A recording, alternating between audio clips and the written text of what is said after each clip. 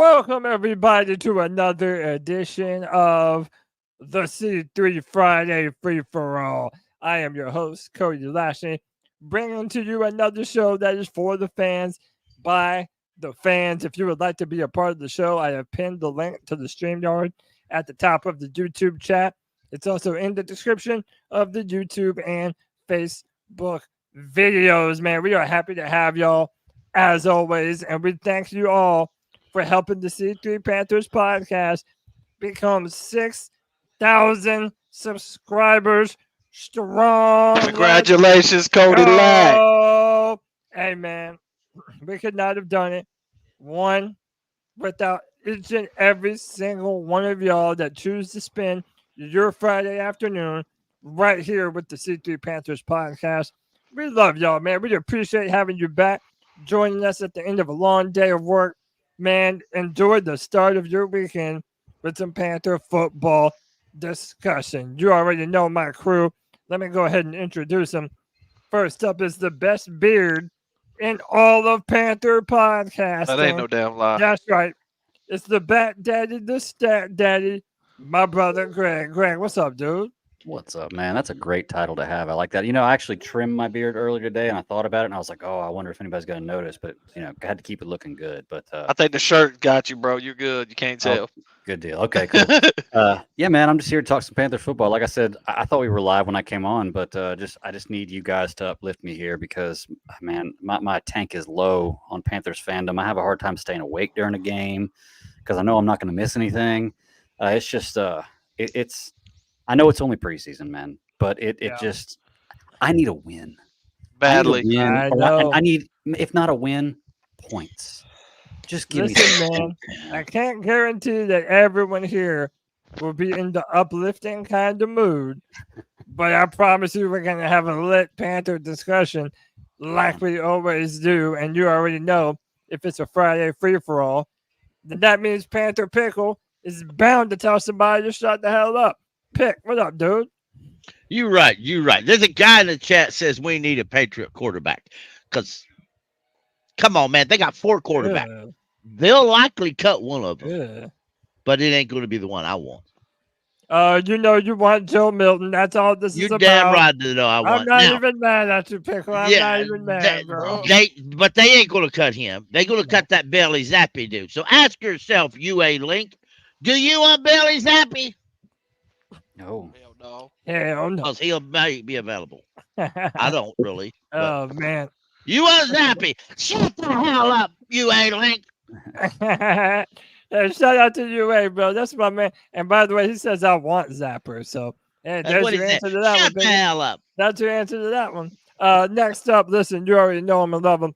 We call this man the brand ambassador because he's always waving that C3 flag high for everyone to see.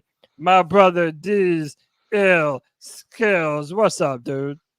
What is going on, Cody? Glad to be a part of another Friday night with my C3 brethren. Happy to celebrate this next milestone for the longest running Panthers podcast, 6K subscribers. You know, and we did it the hard way. We rammed our head through that wall until we finally got there. We provided content almost each and every day for these Panthers fans, whether it was on this podcast here on YouTube or on X, on Twitter, on the C3 Legion Spaces. We made ourselves available and gave the fans a voice in a community to come express themselves and their fandom about these Carolina Panthers. And I don't want you feeling down about that ugly game that we watched last night. We did see some good things and some nice surprises from this team. We'll get into those things later on in the podcast. But just keep your head up, Panthers fans, and always keep pounding, brother. You know we love to have you as always, man. Listen, we're going to go from one incredibly positive Panther fan right into another because, you know, it wouldn't be a free-for-all without the homie. D in the building. D, what's up, brother? What up, D? Yeah. My C3 family.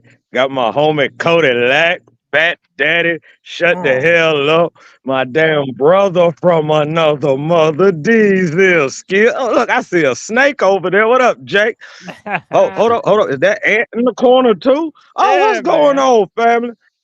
Yo, it's Friday. You ain't got shit to do. Yes, sir. Right I'm now, gonna D. get you high on this Panther content today. Yo, man, like, look, I know last night probably had you with a little slight headache. You know, everybody low reacting. Look, we needed to see who couldn't carry the weight. We needed to see who the lights was too big for. We needed to see who shouldn't have been there in the first place. Take You know, the trash out. when you gauge your dogs, you don't want them that just can bark. You need to know that they can bite when it's time. And well, it want a lot of biting. But then I saw quite a few dogs that had that head shaking, and I'm highly and thoroughly excited for what we about to do because I was able to see a couple of and a little bit of bricks being laid, people. The foundation is being laid now. Ha! Keep pounding. Yes, sir. Keep pounding, brother. Happy to have you as always, man. I can already tell it's going to be a lit free-for-all today, boys. Let me run through the rest of these intros. You already know I got my brother, Jake the Snake, looking like Iron Shake out here. Jake, what's up, dude? Iron Newton. Hey, bro, I'm getting my Jedi mind trick on. You know what I'm saying? Nah, bro. Hey, Cody, you don't have to worry about that secondary, bro. You don't have to worry about them corners. I think we're okay at corners, man. They looked all right. Yeah, they did. Lamar Jackson. What's that? Deshaun Jameson. He looked good. Yeah. James Jackson. Now, Deshaun Jameson gave up at that deep pass here beginning of the game, but he straightened himself out. But yeah, he did. After he was talking trash when he had a play that had nothing to do with the receiver missing the ball. Yeah. He's a guy I would hype man. He's a guy that would go on special teams. I'm not certain I'd want him starting though. All right, but look, we're almost done with these intros. Next up, we got my guy. You know him. You love him. Always outspoken. My man, C3 Cole in the building again. What's up, dude? What's going on, Cody Lack, man? First of all, congratulations to you again for the 6K, bro. You worked very hard for that shit, and I appreciate you each and every week. Hey, we all worked very hard. We worked hard. The Legion's got your back, brother. You know that. You know it. All right. Do I want to go bad or good first with my very quick? I'll go bad.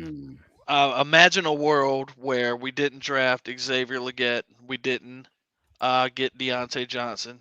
And our asses were stuck with Mingo and Marshall to be major contributors on the football team. We'd be dead men walking already, so I'm thankful for that. And guess who else had a nice game last night, Cody? The not the biggest NC State person, but the next one on the team that is hated.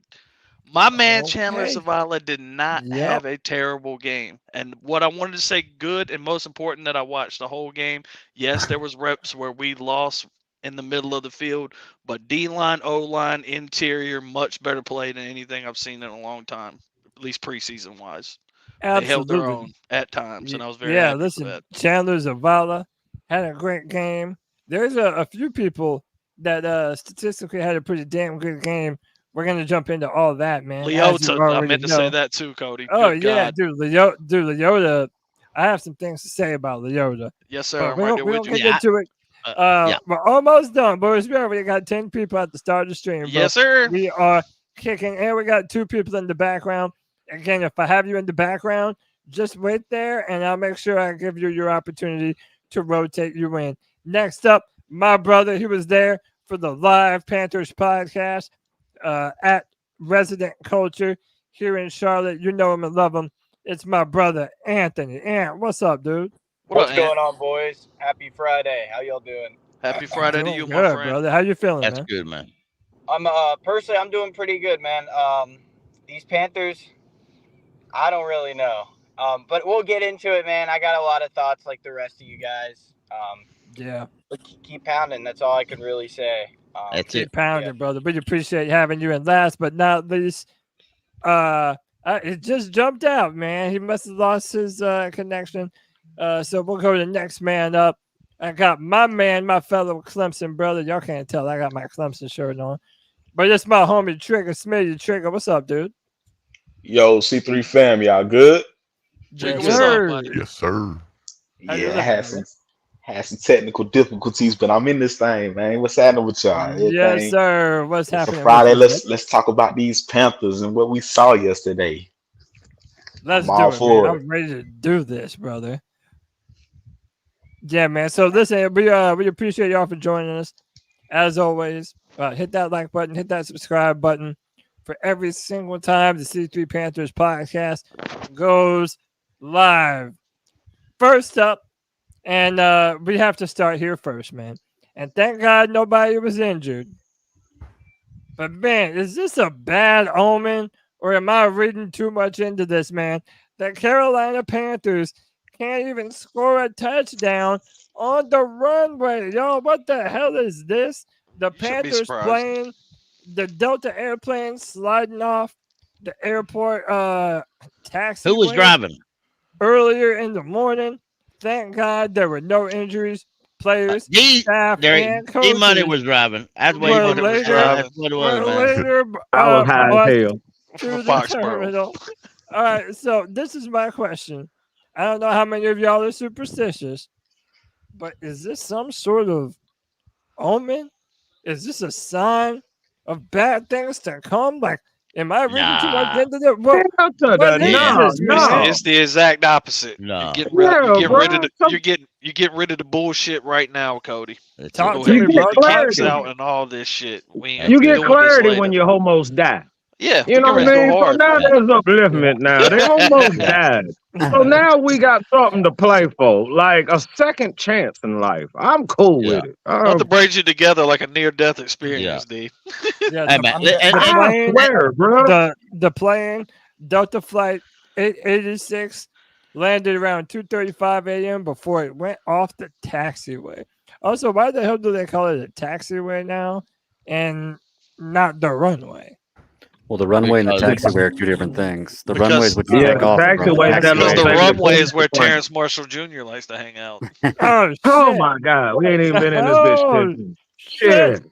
Well, isn't the taxiway like supposed to be known as like a personal escort? Like, I guess in a sense, like I don't really know, to be honest. I've never flown. I ain't gonna lie. The taxi is kind of the thing that tugs the plane and pulls it into certain locations, turns it around where it can't do it itself, and it might have to pull it to a certain area or location.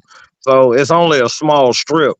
But for whatever dude was landing, he was on that good yak or something, because you're supposed to have enough runway to stop on time, and for you to be overshooting the jump, he might have been a little saucy. That's all I'm suing. It says in the article, as the plane made its way to a gate, it went off the taxiway and into the mud. Hold on, it was already on the ground, like it didn't happen like a rough landing or something. They were on the ground and ran off the shit. That is terrible. That's stupid. I didn't even know that. I hope I'm wrong, but I didn't even know that. With what Greg was saying about how we have just had loss after loss after loss after loss after loss after loss, and bro, we are literally stuck in the mud, y'all.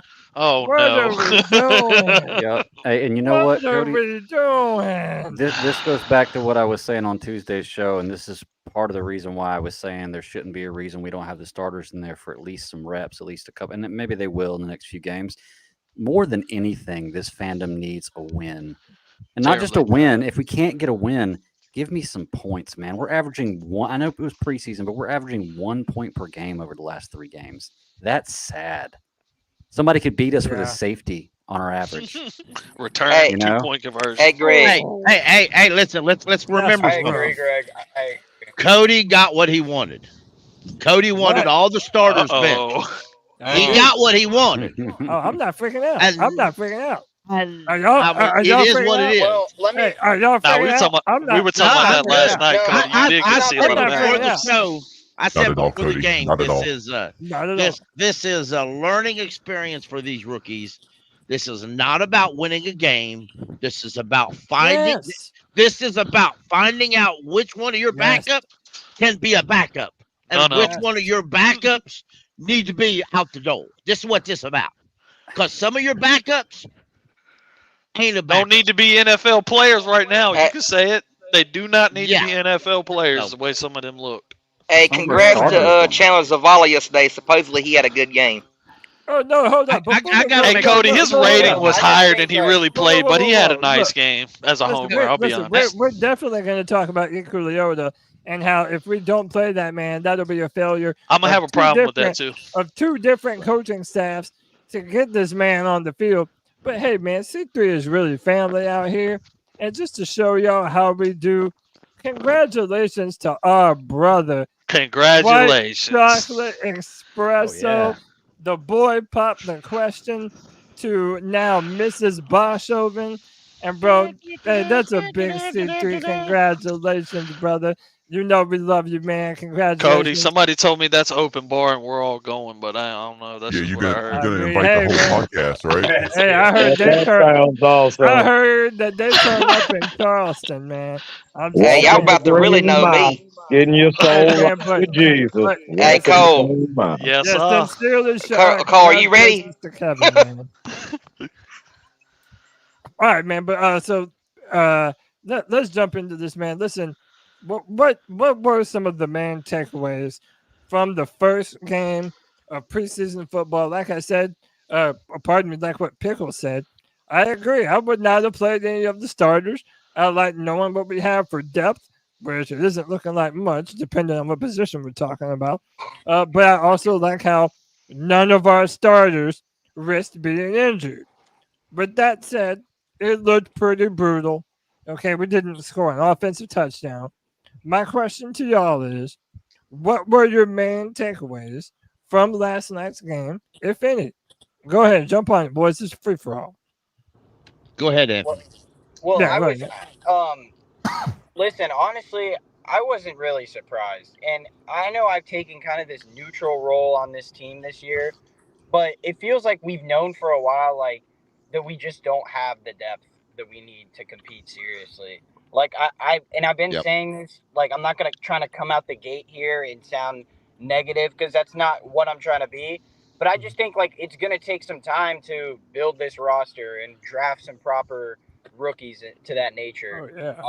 So I'm not upset about anything. Like Pickle said earlier, really just showed us, like, who can, make the 53, who can become a quality backup. But outside of that, I mean, there wasn't really anything else to take away. Like, I mean, I'll say this. The DBs, like, I just feel like the defense as a whole is going to be like what it was last year. Just because Evero's system is, like, it covers a lot of the players' flaws. But the offense, like, I'm not even talking about the play calling. It's just, like, these backup offensive linemen are something else. I mean, Terrible. That's really what I gotta say. Yeah, like shout out to Chandler Zavala though, and I mean, there's one other guy that had a good game, but 61, whoever he is, I don't know. It looked like he just woke up and they're like, "You're gonna play for us this week." Yeah. So, before you go, Pickle, just for reference, if we're going from PFF, the highest rated performers were Eku Leota, who just had an incredible game. Luigi Villain, which, bro, I cannot stop thinking about Waluigi every time I hear that name. Jordan Matthews, Claude Sherless, and Chandler Zavala looking good in last night's preseason game. Go ahead, Pickle. What were some of your takeaways? Yeah, I just want to say something. Shout out to Chandler Zavala. I did nothing but disrespect and mock that man last year and call him a bust and everything else. Shout out to him for proving me wrong, at least in one preseason game. Yes, shout out to Jordan Matthews, who I said was too old to be on a football team and he shouldn't be here. And shout out to him to prove me wrong. He had a good game yesterday. But I watched the All-22 a little bit today, and I noticed that Ricky Lee actually didn't do a massively horrible job. He had some issues, as much as you would expect a 1 year removed from his rookie undrafted guy who went to a little college, Yeah. He's a guy that you probably end up back on the practice squad, I would imagine. The other guy, 76 Batero Toro, was god awful. He I'm sorry, he's 28 years old and he don't need to be on the roster. He absolutely don't. And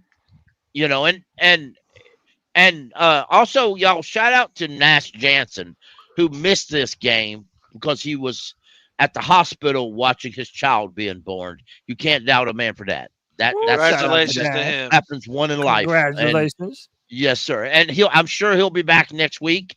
And at that point, I would move Brady Christensen to offensive tackle. Yeah, I think that's where he's best suited. And by the way, so again, to expand Chandler Zavala, again, this is all according to PFF. Everybody picks and chooses when they love PFF, even us. Chandler Zavala in the preseason opener had a 78.1 pass blocking grade, 81.6 run blocking grade, and 0 sacks allowed. Cole, talk about your boy, man. Doing big things out there with the opportunity he's been given.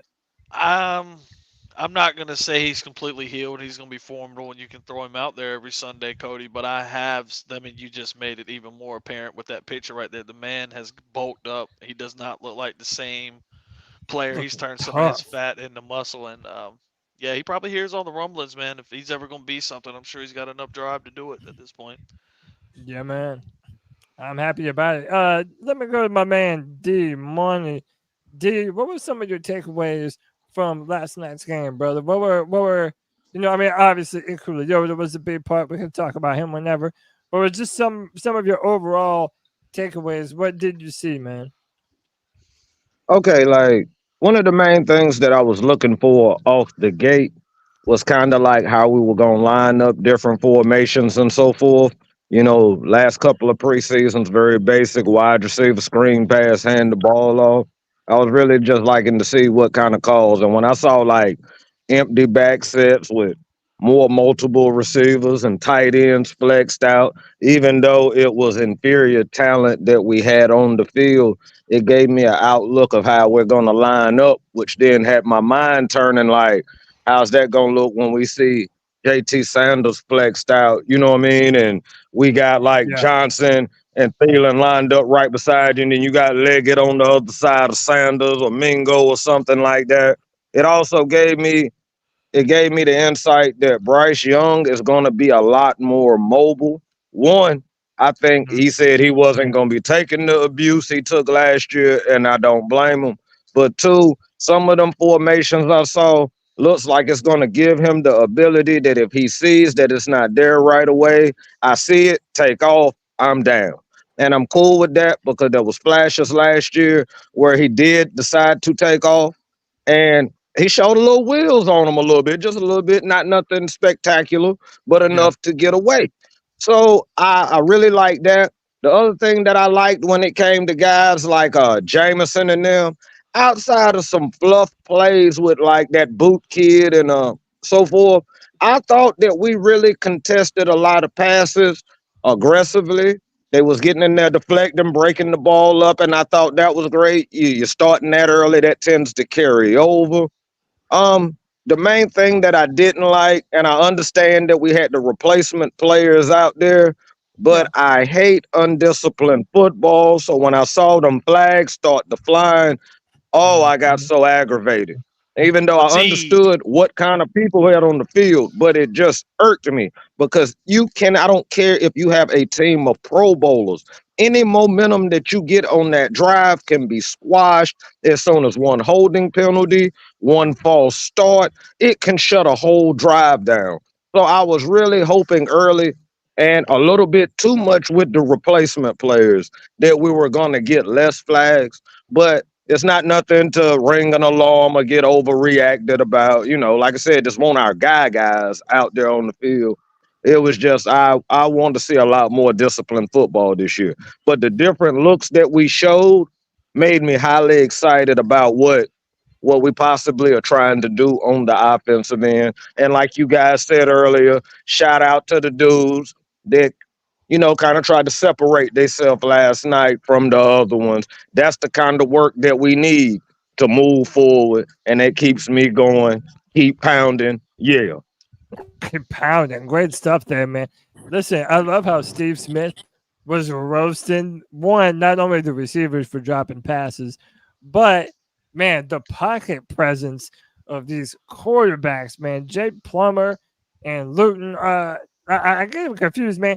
Like Jake Luton, Jake Plummer, Man, Jack Plummer. I'd be freaking man, Jake, man, whatever the hell. Oh damn! Man, like, Start calling me Jack then.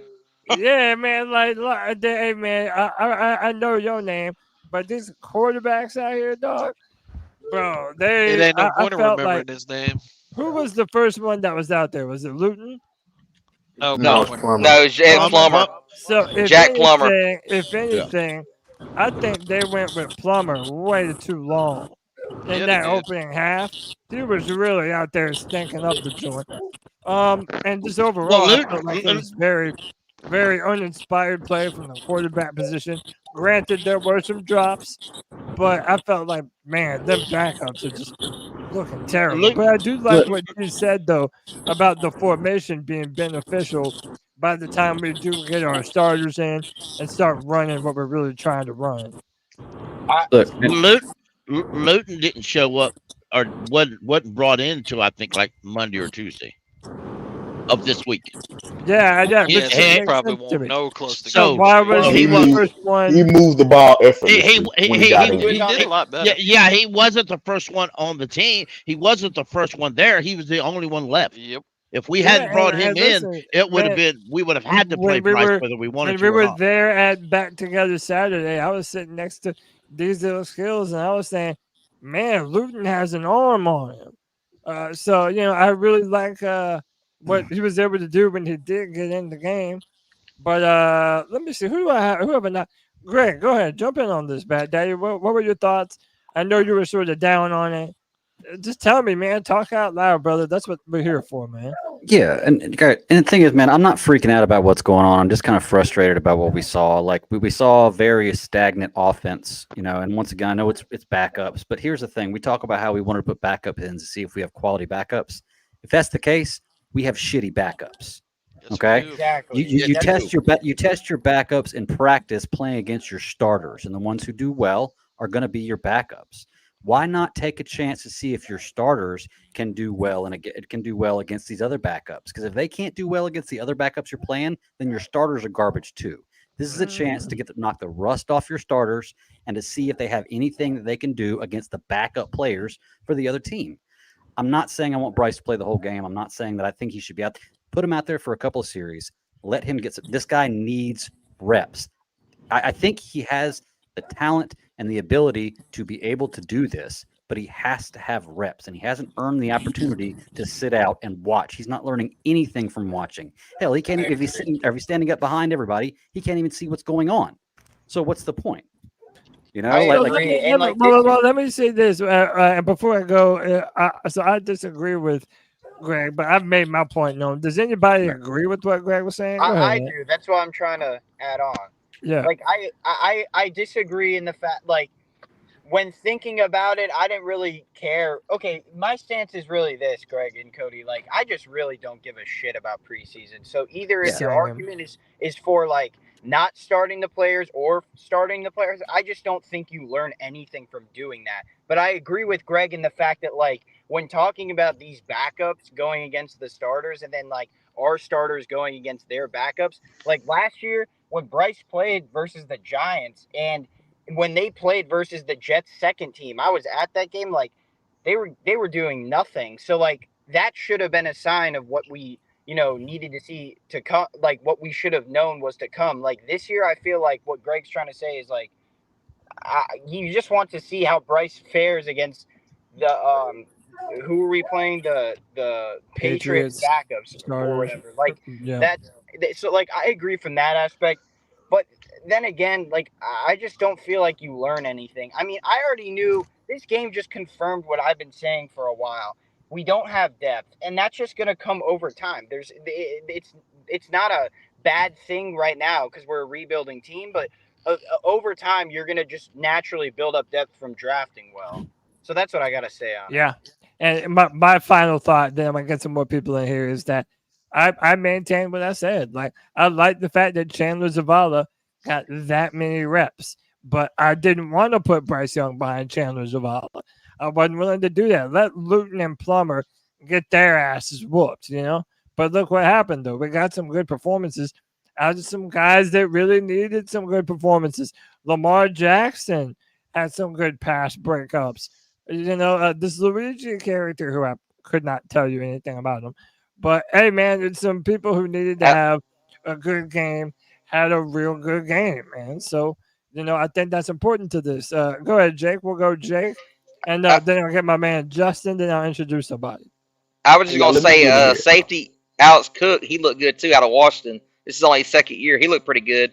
He got a couple tackles, open field tackles, you should say. He looked pretty good. And can I give like 3 ice ups, 3 players? Hey man, you have the microphone. It's all yours, brother. Hey, all right, so Terrace Marshall, terrible. Catch the ball, man. Catch the damn ball. Hey, Jonathan Mingo, ice up, bro. Catch the ball. Jack Plummer, what you doing? You should have stayed in New England. Terrible. You ain't, as Steve Smith would say, you ain't got no Uber, bro. What you waiting on? He said he was waiting for an Uber back there, y'all. Yo, I love how Steve Smith will just roast some motherfuckers on the stream, bro. I love that shit, man. Shout out to Smitty. But yeah, man. So let me get my man Wes Justin up in on the free for all. Justin, happy to have you back, brother. Tell me, what were some of your takeaways of the first preseason opener? Who were some of the players that you felt maybe raised their stock a little bit, and just your thoughts in general, brother? Welcome back to the free for all. Sure. I'm kind of with you on this. When I'm like, preseason, I don't really give a too much about it, but yes, sir.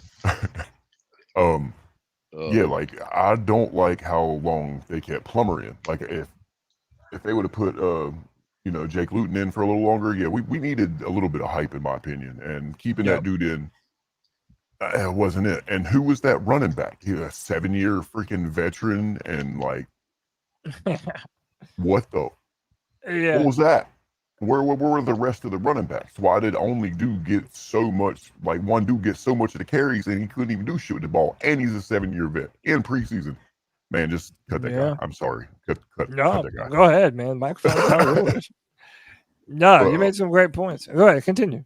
And the drops, I'm sitting here on the screen right here, and like as you guys were talking, I'm like, yeah, like Jake Luton is not bad. Like he ain't freaking right, he ain't our starter or anything, of course.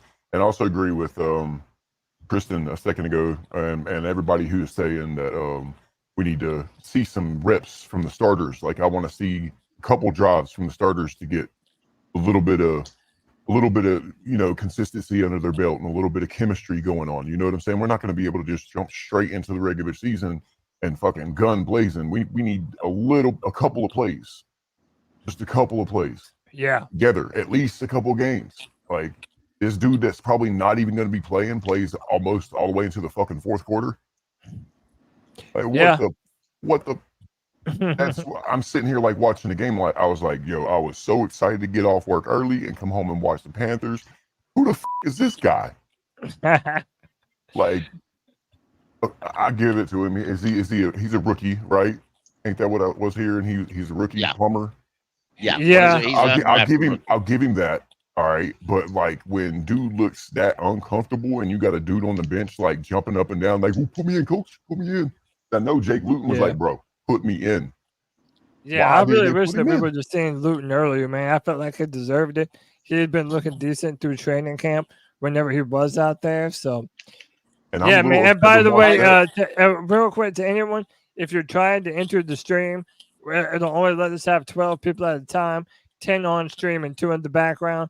I'll keep refreshing it as time goes on, but I'll do my best to sort of get in and get everybody in and let their voice be heard.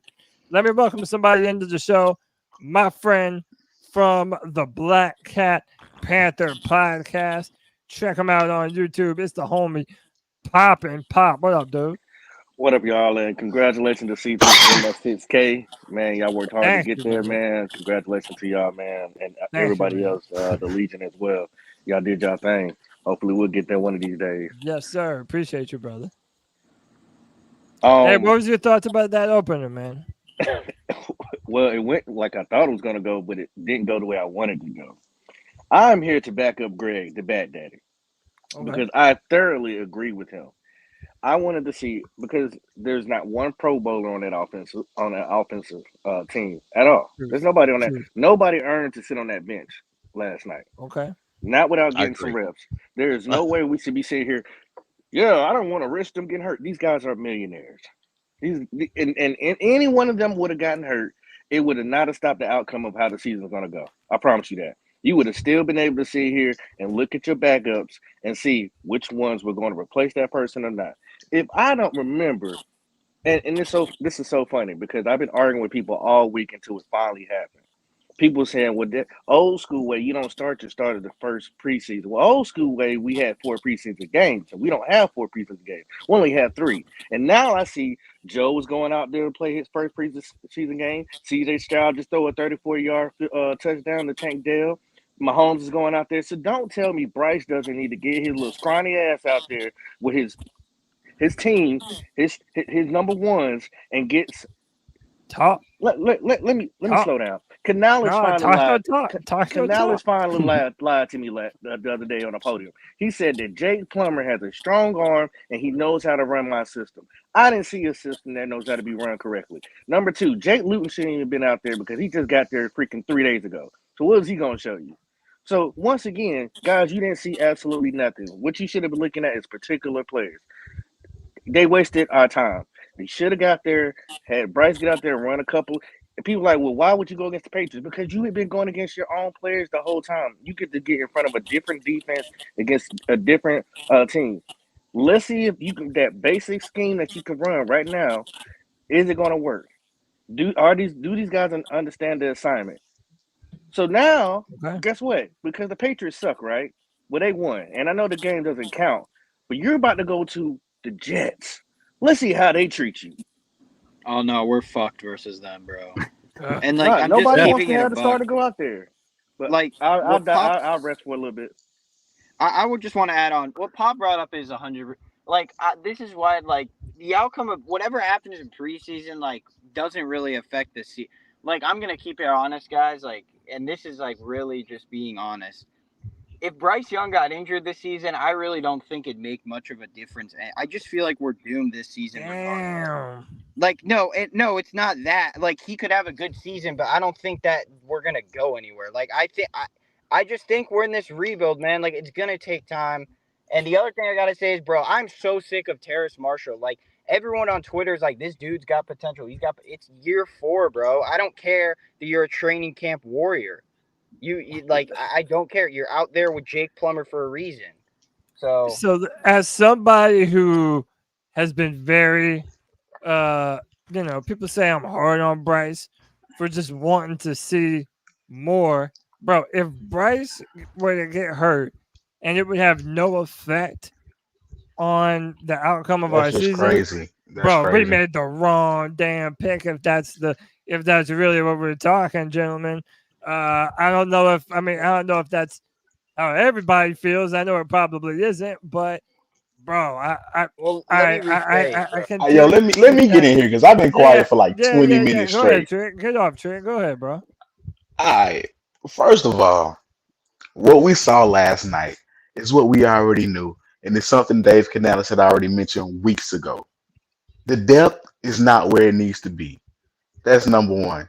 Number 2. There's multiple guys on that team. I don't care if they don't play a single snap in preseason. I don't care if Clowney doesn't play. I don't care if Deontay Johnson doesn't play. I don't care if Thielen doesn't play. But we talking about game 1 of a preseason. That's number 1. Number 2, we're getting ready to have joint practices against the Jets. And I'm pretty sure that played a factor in why we didn't play anybody.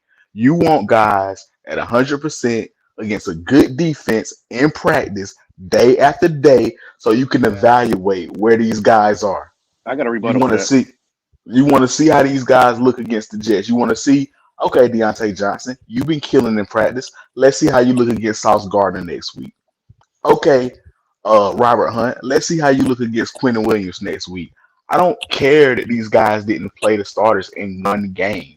I mean, when you're in preseason, number 1, you're not really putting the schemes together. You're not showing your true playbook. You're not playing. So you want to put Bryce out there. You're not showing your true playbook. You're probably not gonna be. You're gonna be without 3 of your top 4 receivers. So, what type of evaluation can I get off of that for the season? I can't get a valid evaluation off of that. That's So, what I've been saying, man. no, like what are we talking about, bro? Like I'm about it's to tell you what one we're talking preseason, about. it's one preseason game, bro.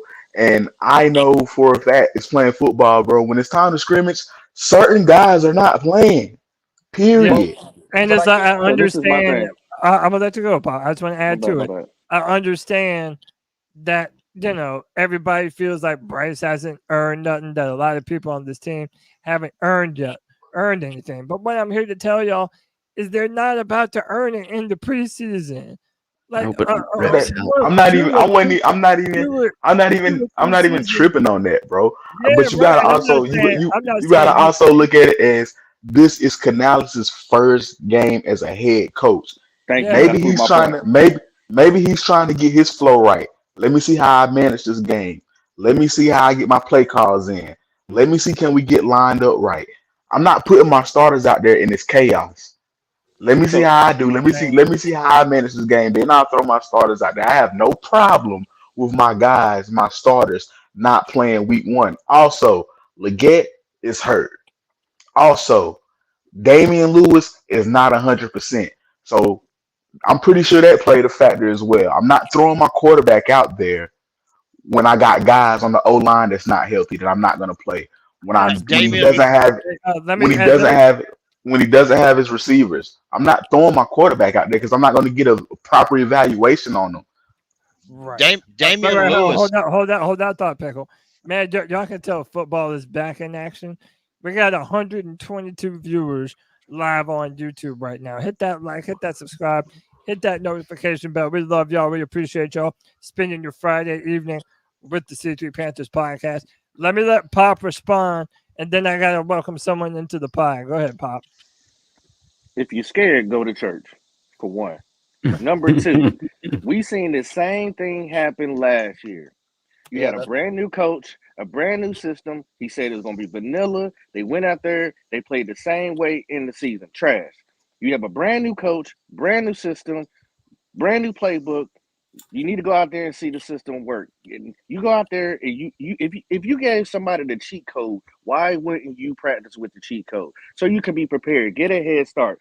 If I sat here was in a baking contest, right, and I got 3 times to sit here and perfect this cake, but I'm gonna wait till game 1 to go to that oven and pull out that cake and the cakes fall apart. It's your fault you failed because you had every opportunity to take advantage of it. I don't want to hear about people getting hurt. I'm not preaching about nobody getting hurt. If they get hurt, it's part of the game. It's a violent game. They are gladiators. That's why they get paid millions and millions of dollars. That's why you got C3 Podcast up here putting their sweat, blood, and tears on here and talking to you about it. Get your shit together. Stop wasting your time, Canales. Have your guys go out here and show you the system that you put out there that it works. It doesn't have to be the best systematic, but at least you got tape on your number ones out there that you can go back and critique and say, hey, this is what we did wrong. You're not gonna see here and critique Jake Luton or Jack Plummer and go back to his tape. You want to see Bryce. You want to see Thielen. You want to see your number ones go out here and perform something basic to see if it works. If you don't get it, I don't know how else to explain it to y'all. No, Man, so do y'all really feel like preseason? Do you feel like Bryce playing one drive in preseason is more better evaluation than a whole week of joint practice against a top tier defense? It's not about evaluation. It's about getting reps. Just like he said, it's not about evaluating how good the cake is. It's practicing.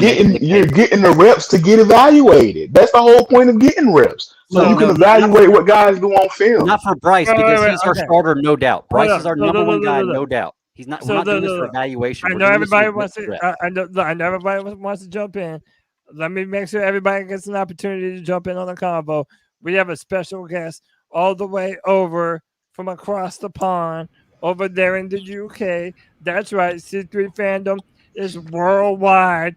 We got our man Alex, Brit Panther, in the building. Alex, welcome back to the C3 Friday Free for All. How are you, my brother? Thank you very much. I'm good. Thank you very much. I hope you're all having a good start of your weekend. First of all, I wanted to congratulate Espresso on his engagement. Yeah. Obviously, great news. Well done, mate. And obviously to the rest of you as well, congrats on 6K.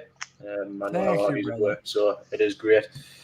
I just wanted to come on and give a little bit of an opinion. I mean, I can't say too much because obviously with it kicking off at midnight over here, I didn't get to see the full game. I only got to see the few minutes highlights that was put on YouTube afterwards. Understand. So I don't want to talk too much about the performance because I don't think you get to see very much from highlights. What I did see, mind you, was an offensive line that I thought was quite worrying. A quarterback that was repeatedly getting sacked, seemingly. So I don't want to talk too much about that. So it's a little bit concerning. One thing I would say is that with all the players that we've brought in, the new coaching staff, I'm a little bit let down by the performance. You know, we've waited 6 months. We've had a rebuild. We've had a draft. We've had a new coaching staff, like I say, to get excited by, and it's just so much of a letdown to wait all this time to see that, to go out 17-3 against another team that is just trash. You know, yeah, we are the bottom feeders, but they are also not much higher. They're shite and all. Let's be fucking real. Man.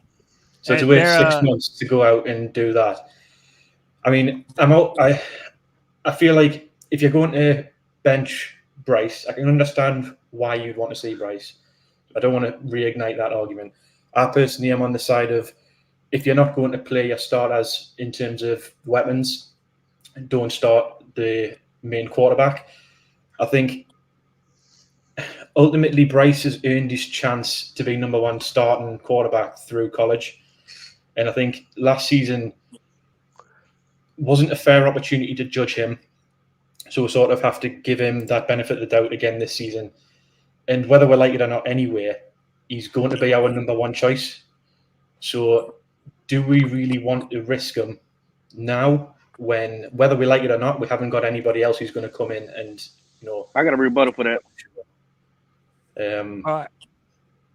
Were you finished, Alex? No. Were you finished?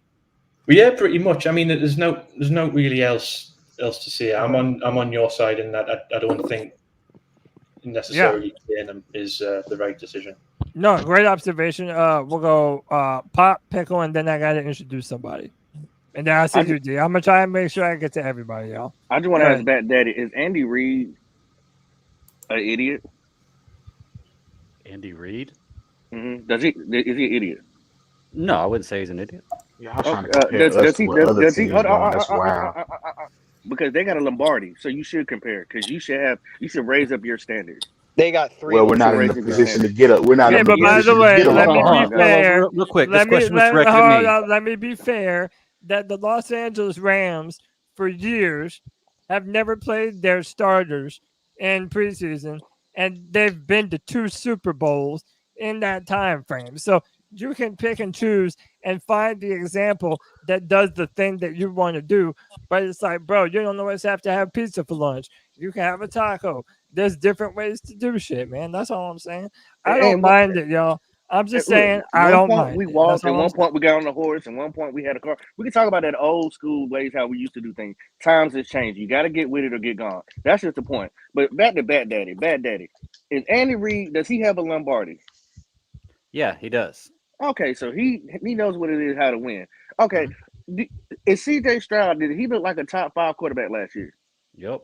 So if these guys are starting, and I'm not making this about Bryce Young, but since everybody just loves to talk about Bryce Young, it's not about Bryce Young. I want to see all the starters get a couple reps in from the beginning. That's my whole point. But if you keep bringing up Bryce Young, then I'm going to make those points about quarterback. These guys are franchise quarterbacks. If these coaches were worried about them getting hurt, they wouldn't be playing them the first preseason game. And that's what I don't understand, too. Like, he played 16 games last year, so why would Canales be worried about him getting injured? Like, just throw him out there for a series or 2. But, like, everyone keeps questioning Canales. Like, y'all, this is his first game, and, like, he's probably just focused on different things than we are. Like, we're kind of just at a standstill where we are. He said in the presser, you just wanted to see, what do you call it? How the backups looked. And the last thing I got to say, this was at Cody's point. No, I didn't mean like, oh, if Bryce is out, it's going to make no difference. Literally, what I meant is obviously we're going to be better with Bryce, but I just don't think I just don't think we're going to go anywhere of significant with him or without him this year, just based on how the team is. That's just my opinion. agree. Okay. All right, well, let me introduce everybody into the podcast. Well, go ahead, Bagel. I told you. Go ahead. I've been waiting for a while. Yeah, you're right. As far as Damian Lewis, my bad, y'all. My bad. No, as far as Damian Lewis is healthy, but he just got added to actually that he can play Tuesday before practice. Tuesday before practice was the first time the original offensive line got to practice together, the starting offensive line. Now, that being said, he's a veteran. We didn't sign him as a rookie. He's a long-term veteran. He knows how to play football. In my personal opinion, I would have started the entire offense. Now, Adam said if Adam wanted to play, he would play. If he didn't want to, he wouldn't have to. But the entire offensive line would play let me correct myself.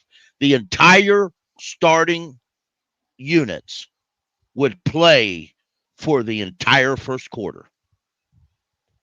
For the every one of them. And if I set the quarterback, the offensive line would go. If I wouldn't have the quarterback out there behind the second string offensive line.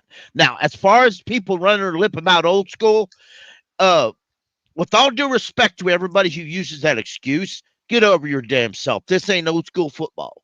Old school football had a guy going across the middle, and you knocked his brains out. And if you knocked him unconscious, you got a pat on the back by your head coach. Now they smack you in the mouth and send you in the locker room for that shit. This is not old school football, so let's stop acting like it's old school rules. I love that, Pickle. I love that. Thank you, because Pickle. we always you hear my point. Thank you, but we always hear the same thing of, oh, well, back in the good old days, they used to play them until their legs fell off. Well, guess what? We're not back in the old days no more. We're not. Cody, you just brought that up. You just said 2 minutes ago. Well, back in the day, yada yada yada. I'm like, it's not the old school days no more. Nope. What do you mean back in the day? When did I say anything about back in the day? What did I say about? I didn't say nothing about back in. All I'm saying is in today's game, and especially with all of the injuries that have surrounded the Carolina Panthers, and you brought about the Rams. Back in the day. They do that now. They do that now. There's a different way to do all that stuff. Hang on, I need to welcome somebody into the show, man.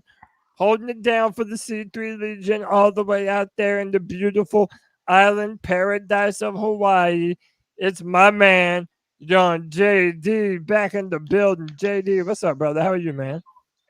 Hey, what's good? What's good? How y'all feeling, man? Feeling good, man. Long time no see. How you been, brother? Hey, I can't complain. That's what's up. I can't complain, bro. I'm getting against my better judgment. I'm getting excited. It's almost football season, so I know, man. We got real football to talk about, people. I'm into it, man. Most definitely, man. It's killing me.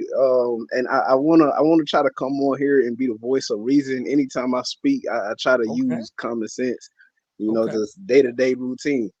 Looking at the fact that it's preseason and we still got 2 more games to go.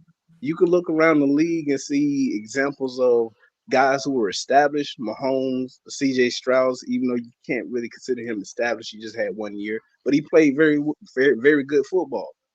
You got guys out there starting the full quarter. You got some guys taking a drive, and we still got 2 more games.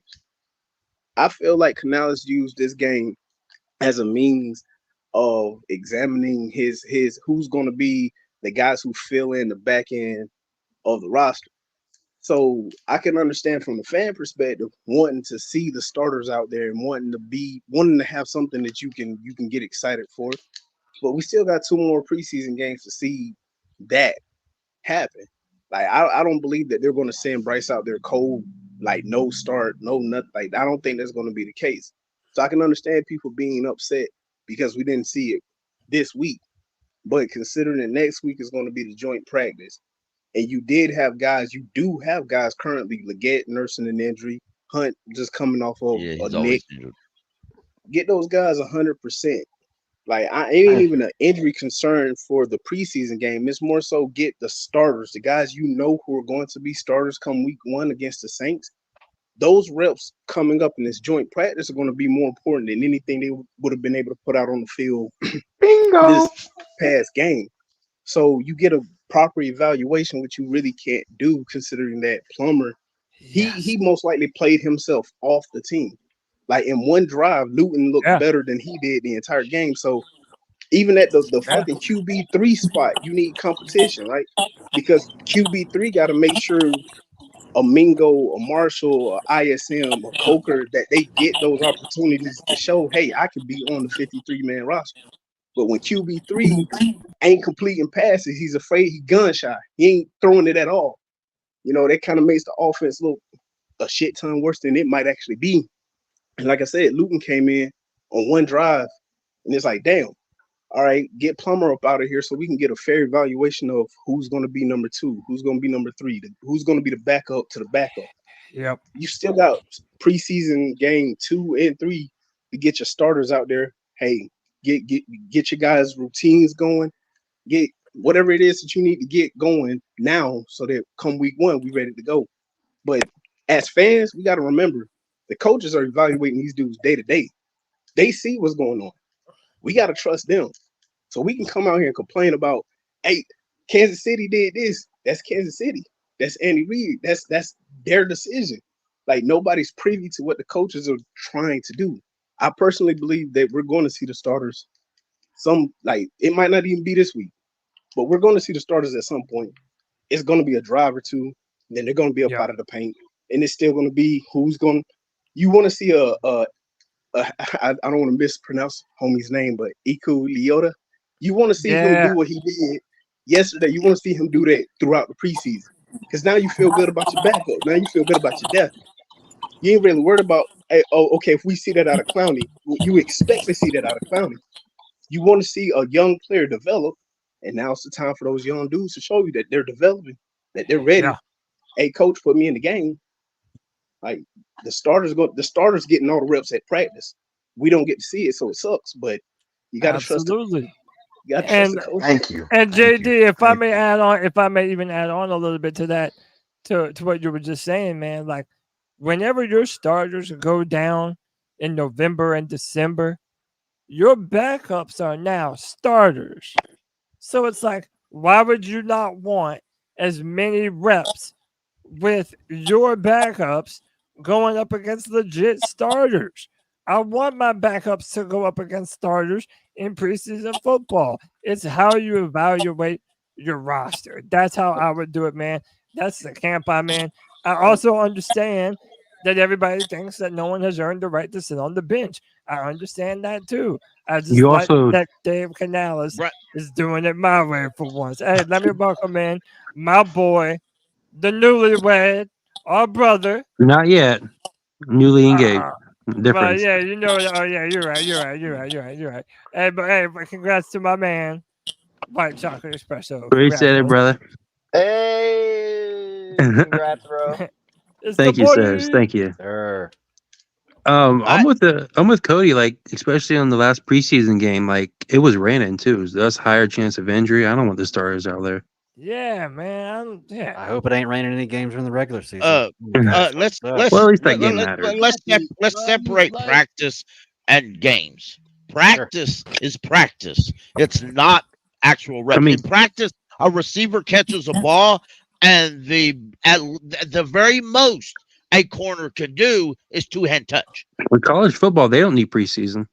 They just go right into the season. In college football, they don't have the NFLPA or the NFL standing over top of them screaming for every little hit they get. Yeah. They have the NCAA. That's what's great about being a star. You can say that. We all know the NCAA doesn't have any power. They have as much power as the high school football coach across the road has to come to the NFL and tell them what they're doing wrong. I mean, realistically, the NCAA has no power at all. They can't even figure out what they want to do, much less tell a school what they want to do. So, I mean, you can get physical in the college practice, but you get over physical at a practice and you're benched. Yeah. Even if you just a little bit. And they practice all this time. And I mean, you know what? Let's be real.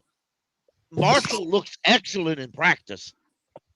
He looked sucky in that game yesterday. I want to see if these guys actually look like in a real game, and that's including the starters, because everybody's on here waiting. There was a poll. I don't know who does it. There was a poll up a while ago about Xavier Legette. Okay, and when will he overtake Mingo? I'm sorry, I haven't seen anywhere that Xavier Legette could overtake Mingo. Well, there was an option that he won't on that poll too. So exactly, I gave that option. So I mean, there's I mean, and I don't mean talent wise. I mean, I had a bunch of them up already. I mean, he's not listed as a second, not because he's injured. He's looking at the second.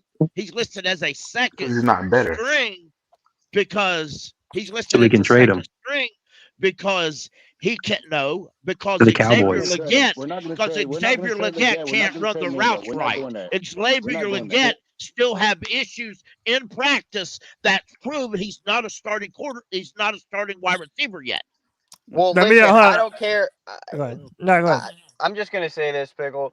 I like your analogy of little practicing. Listen, freshman year, like in my school, we had this like rec basketball league where we could pick players on our own friends and make a team. And I never practiced because I had track like every day. And the only sport I've ever been good at is basketball. So I'm not trying to toot my own horn, but I'd perform pretty well in the games. Like, I don't give a shit what you do in practice, bro. Like, if Xavier Legette's struggling in practice with that boy's mossing dudes in the game day, I don't care what he does in practice, man. Like, that's why I'm sick of Terrace Marshall, bro. I do not care that he looks like a demon. Can he catch the ball? And that's all the point here. Who? That's Marshall? the point. That's the point. XO. That's the point that I wanted to lead into. That's exactly the point I wanted to lead into. In a preseason game with all the starters, you put Xavier Legette in the starting role and see how good he performs. Well, that way you know whether, he may practice bad, but when it comes game time, he's good to go. That way you know. This way you don't know. But the lights hit Pickle, you. that argument works the other way too. I mean, it works the exact same way. You can say, well, the starters practiced good, but we haven't seen them in game time, so we don't know what they're going to play like in game time. Look, you guys, right. Cody, you said a minute ago, you said you'd rather see the backups play in real games so you can evaluate the backups and see who's better. Let me ask you, how much of the season do you think the backups are going to play? What percentage of the season do you think they're going to play? Only very small, but that's exactly. But what you're not understanding is I would rather be a little bit sloppy in the month of September than be banged up and hurt and injured before we get to November. I'm sorry, but all college football teams. They're banged up and injured before the end of September. That means that they didn't take care of themselves. You have a bad training crew, and your head coach is a moron because he didn't see that coming. Which That's is why you pay all these people all these millions of dollars for. I don't buy into this argument that if you don't play in the preseason, therefore you must be rusty to start the season. To me, that's lazy ass coaching. That is an excuse on all your coaches. Let me say I don't buy that either. If you think one at a time.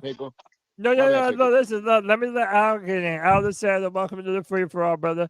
Tell me what you think, man. I think that they gotta play. They gotta play. You gotta play. You gotta get these live game reps. I mean, even if it's preseason, this is still a live game. And like for Bryce not to play at all, why? He hasn't shown us nothing that he's I mean, Pat Mahomes played yesterday. CJ Stroud played yesterday or whatever, you know what I'm saying? Like, or they're playing, they're playing the first game. Who is Bryce Young to? He's not that good of a player that he doesn't need the reps. He needs the reps. He needs the reps. He needs live action. He needs the reps. He does need them. But I He think needs them.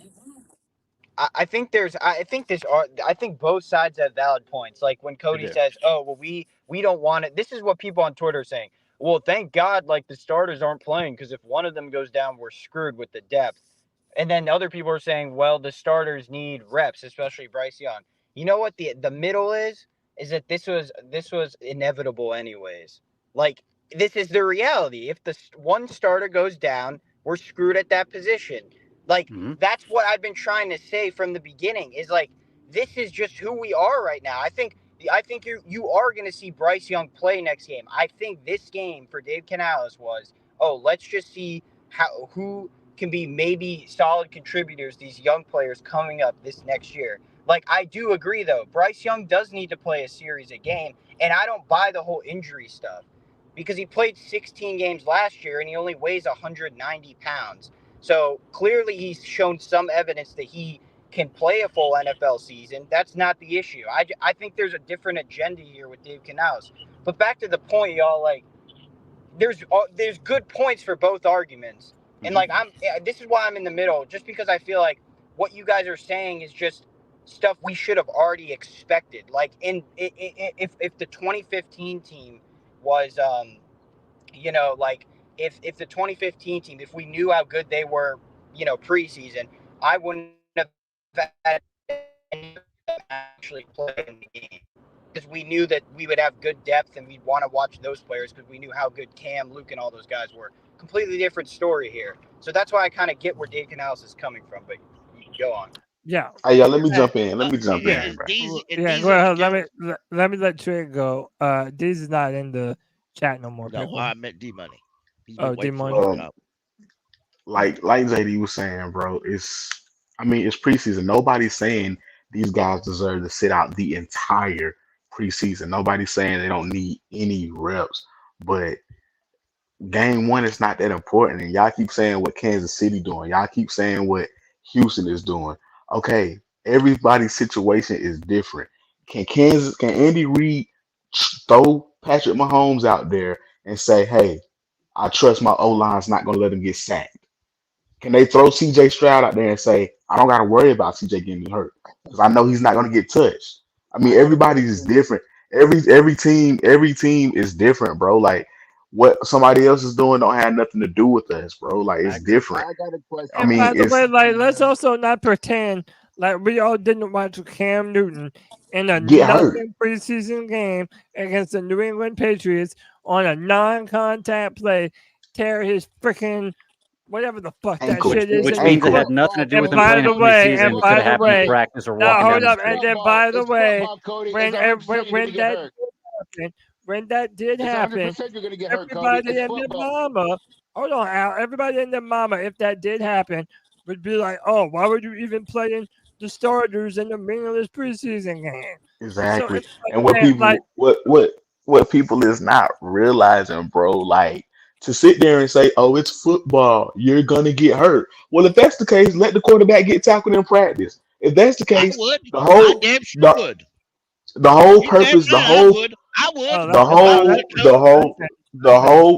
purpose of the off season is to keep the guys that you're gonna depend on in the regular season as healthy as possible, bro. You don't want them getting tackled in preseason. You don't want them getting tackled in practice, bro.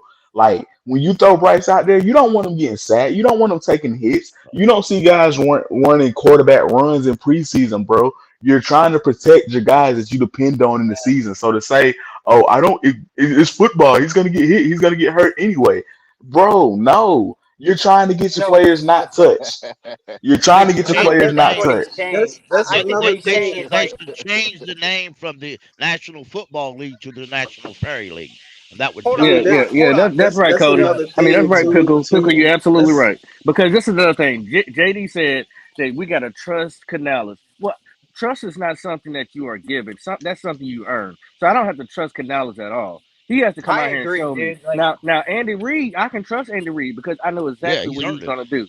This guy hasn't earned it. And we talking about, oh, you don't want to see the quarterback run. Yes, I do want to see him run. Yes. I want to see preseason. It's in preseason. I want to see all of that for a couple samples. Yes, but the just point to see is, if he can run the offense. just to see if he's running for his life. That means we have something on tape that Canales can go back and look at and say, why is Bryce running for his fucking life? It's also And this nine though. times out of If you nine like, times out of Are nine you times worried out of about? Are 10, you worried about? Are you worried about the nine, Jets? I would have played him for the Patriots and set him for the Jets because that Jets defense is going to be ridiculous. Now I don't want to hear nothing, but look, in practice they're not going to hit him. But guess what? In preseason they're going to hit his little ass. But hey, take it how you want to, bro. That's no, that's we the nine thing. we times agree. nine That's times the out of 10, thing. if you see Bryce running for his life in a preseason game and you're saying why is he running for his life, 9 times out of 10, you already seen what you're seeing in practice. You already know this guard struggles against a blitz. You already know this center can't protect against a bull rush. So There's now you nothing putting it that out there you're to the there's world.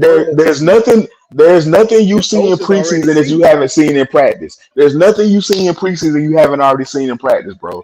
If you do So see then, something in preseason that you ain't seen, then that means your evaluation sucks, or that means Are your you saying? practice Are setup you telling me sucks. if preseason Dave don't Canales, matter? We hey, should even have Dave preseason Canales' back then. Back then, evaluation sucks. we don't even have And one at preseason. a time, one at a time, one at a You're talking time. about practice Back compared then, to a he just real said we game. don't need to have preseason. We don't need to have it. What's the point of having it? We don't need Hey, to have it. Roger Goodell, proud of It don't you, matter. bro. Roger Goodell No, but don't want here's the preseason thing. anyway. He proud of you. Here's Go the ahead, thing. D Like Money. Preseason is not for Yeah, starters. let It's me. not Hey, for your time out. starters. Let me It's not for your starters. no, let me get D Money in on the D Money. Are you upset that we didn't play our starters still, brother? No, it's not really that deep because at the end of the day, depending on your point of view anyway, there's no wrong answer. Okay. Because like where we have the point, Mahomes, Stroud, and so forth, right, might play this weekend or playing this weekend. They might not play the rest of the preseason. Or they might play a taste of next week also, and then they might be done. Now, if it would have been the ideal world for me, I would have had a little sample serving last night, a little bit of a sample serving this week coming up, and I would have had like what we did last night for week 3. That was where I would have thought it went until I Dave agree. said that Bryce wasn't playing. Now, when it came to me that they said that Bryce wasn't playing, the first thing that came to my mind was, okay, Lewis shoulder, Hunt is hurt. You know what I mean? They're not using that line. They're not going to use Leggett. You know what I'm saying? So I guess maybe when they felt like their evaluation of Bryce wasn't going to be clear. And that's fine. Now, I also understand the other point of it where, nobody's hurt by reps. Reps help anybody in any walk of life of anything you're doing. Reps do help. So what it has to come to at the end of the day, what do you value more? So we have that one side that's like, hey, back in the day, these guys played. It was real. It was this and that. Okay, that's cool. But on the other end, we got to look at it. The price tag that these players are being paid in this point now, they're more of an investment now than they were 15 to 20 years ago when you're looking at the guaranteed money and financials. So at some points, they're like kind of like, even if it makes a difference or not, if they're there and they're a bad team and they're hurt, it's still the fact that there's a dude who's cutting a check that wants to see his dude out on the field because he done paid him $9 million or whatever. So it's not a wrong answer. It's all about aligned of what your philosophy truly is. But does Bryce need reps? Yes. That's not, you would be delusional not to think that he would need reps, right? But also in the same breath, and unfortunately, however you look at it, I mean, great thing or bad thing, they're really trying to protect the kid's confidence also in the same breath. And you're going to But put no, him no, out no. there. And when you put him out there with a parking attendant crew of offensive linemen, I don't really see where that helps build his confidence either. So it's not a wrong answer. But if you really be honest with yourself, there are Kansas City Chiefs fans pissed right now that Patrick Mahomes is going to play is going to play. There's Yeah. some that's going to be pissed off that Stroud's playing. Then there's going to be other way. I just want to see a little bit, make sure we still fine tune. It's just at the end of the day, there will not be a right answer when it comes to it, because when it comes to playing and not playing and your philosophy to it, everybody has a different experience with it. And like for me, what I had liked to seen our first string play, Yeah, but I'm thinking we're going to see him next week, and we might even get a little small dose for game 3. I don't know how Dave is looking at it, but at the end of the day, I don't want to say it's a lot to do about nothing because it's such a strong topic for either side. But I guess for my view of it, it's just really not that big because everybody's going to do their thing different. And, that's all I got on that one. Yeah. Hey, I hear you. Listen, I've said my points until I'm blue in the face. I really just am to the point where it's a non-issue to me, man. Like, you could do it both ways. I think that a lot of times it's an excuse when we say that we're gonna go into the season opener cold. I don't know. I digress. Anthony, do you have one more thing you wanted to say on this? And then I really want to talk about Eku Leota for a minute here in the state. Do you have anything you want to say, Ant? I don't know if Ant dropped. He might have dropped. I do. I just want to make sure because I've seen Peso said something about throwing Bryce out there. You might have caught the back end of what we're saying. The subject matter that we're talking about is a few of us agree that we wanted to see all the starters go out there and have a couple of reps just to have some continuity with each other to see if they understand the scheme and the philosophy of what Dave Canales has brought to the table. I am not saying we're not saying we want Bryce to be out there with a second or third string. And this is my other point. That could have been we could have went out there with the first offensive line and whatever guards that were hurt. That's when I would have plugged in my second guards, and then you can also evaluate them at the same time. But hey, maybe I just think outside the box. But that was the argument. I quickly want to say, during practice for a long time now, since the beginning of practice, they've had the number 2 backups by requirement because that's who they have on there are Ricky Lee and that other barber dude. That was their number 2 guys because Yoshi Yeoman was on PUP from the first day of training camp. So therefore, these guys that played yesterday were the same guys they practiced with. So if I'm Jack Plummer, and David Canales knew how bad this dude was, and he allowed this dude to come after him about get me killed, I'd walk over and smack the hell out of the You're right. I'd walk over and smack the hell out of him and say, next time, you take your funky ass out there and get killed because that dude can't do his job. You said you knew that in practice, coach. What you put him out there for like that? Hey, man, listen, our brother Greg has to get up out of here. Greg, we appreciate you, brother. As always, man, the best beard in Panther podcasting, brother. Bad daddy. Yes, sir. Hey, man. Are y'all ever going to do a podcast again? I don't know, man. Got a lot of stuff going on, and it's just it's very different. This podcast, fortunately, I have we kind of had things we do in the podcast to put everything together. And we have such a huge community. My other one didn't have such a big community, so it makes it a little more difficult. Yeah. I'd like to one day, but one of my podcast members just had a kid. The other one's traveling for work right now, so it just makes things more difficult. I'd like to, but it maybe not. There may be pop up here and there, but we'll see what happens. Understood, brother. Give me your final thoughts. Greg, I got your back. Appreciate it, man. You know what, man? I appreciate all y'all. I respect all y'all's opinions, even if I disagree with you. And disagreeing on opinion doesn't mean I don't like any of y'all by any means. True. If I ever come at somebody and you feel like I'm yelling at you, man, just yell right back at me. It's all good give and take. And it's important to hear other people's opinions, man. There's tons of times where I've been set in stone on one thing and somebody's made a solid argument that I can't argue against, and it's just you got to go with that. So everybody just keep pounding. We got 2 more weeks of preseason left. We're going to see how things work out.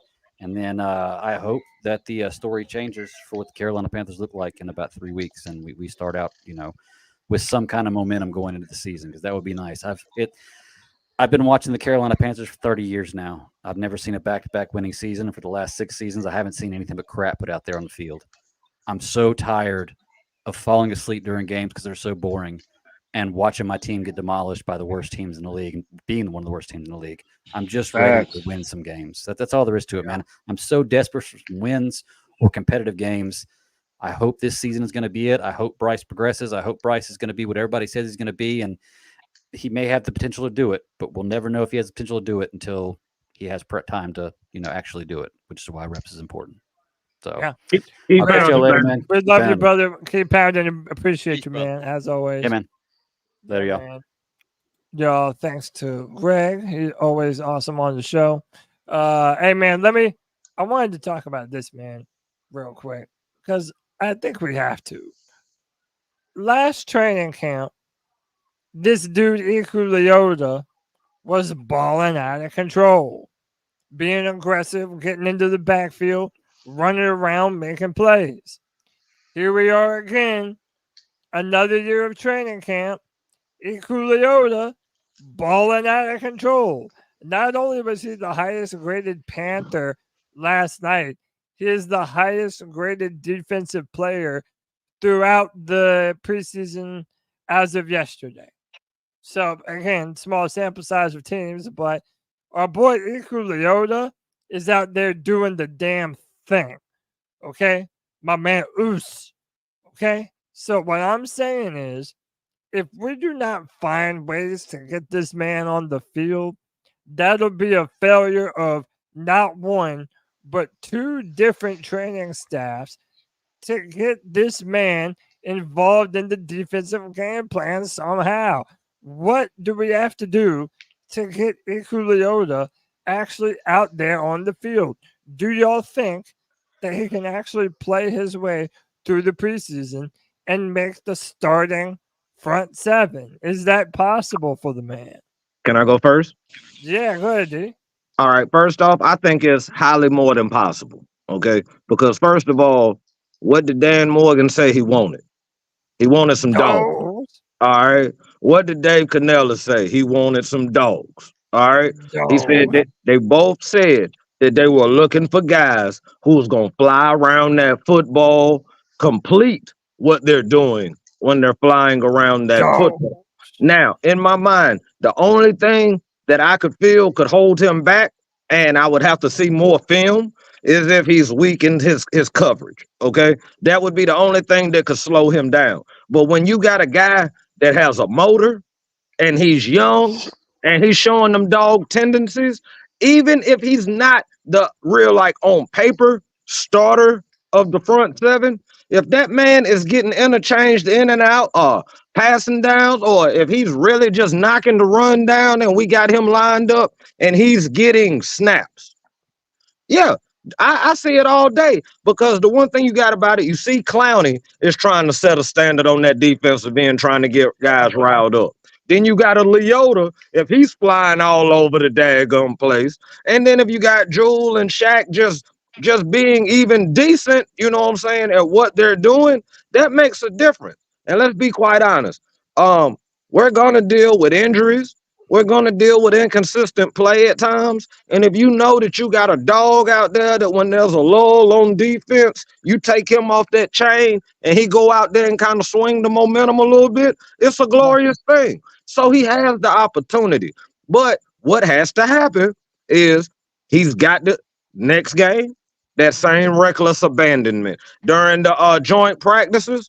Show that viciousness. Show them teeth. And then when you get into that third game, because remember, you've never heard a coach when preseason comes, there's always just one thing they say: get it on film, put it on film, let your play show on film. And let's be quite honest, he's showing on PFF. Everybody's not a fan of PFF, unless depending on if it helps their argument. But also in the same breath, if you're kind of jumping out on the PFF, you're jumping out on tape.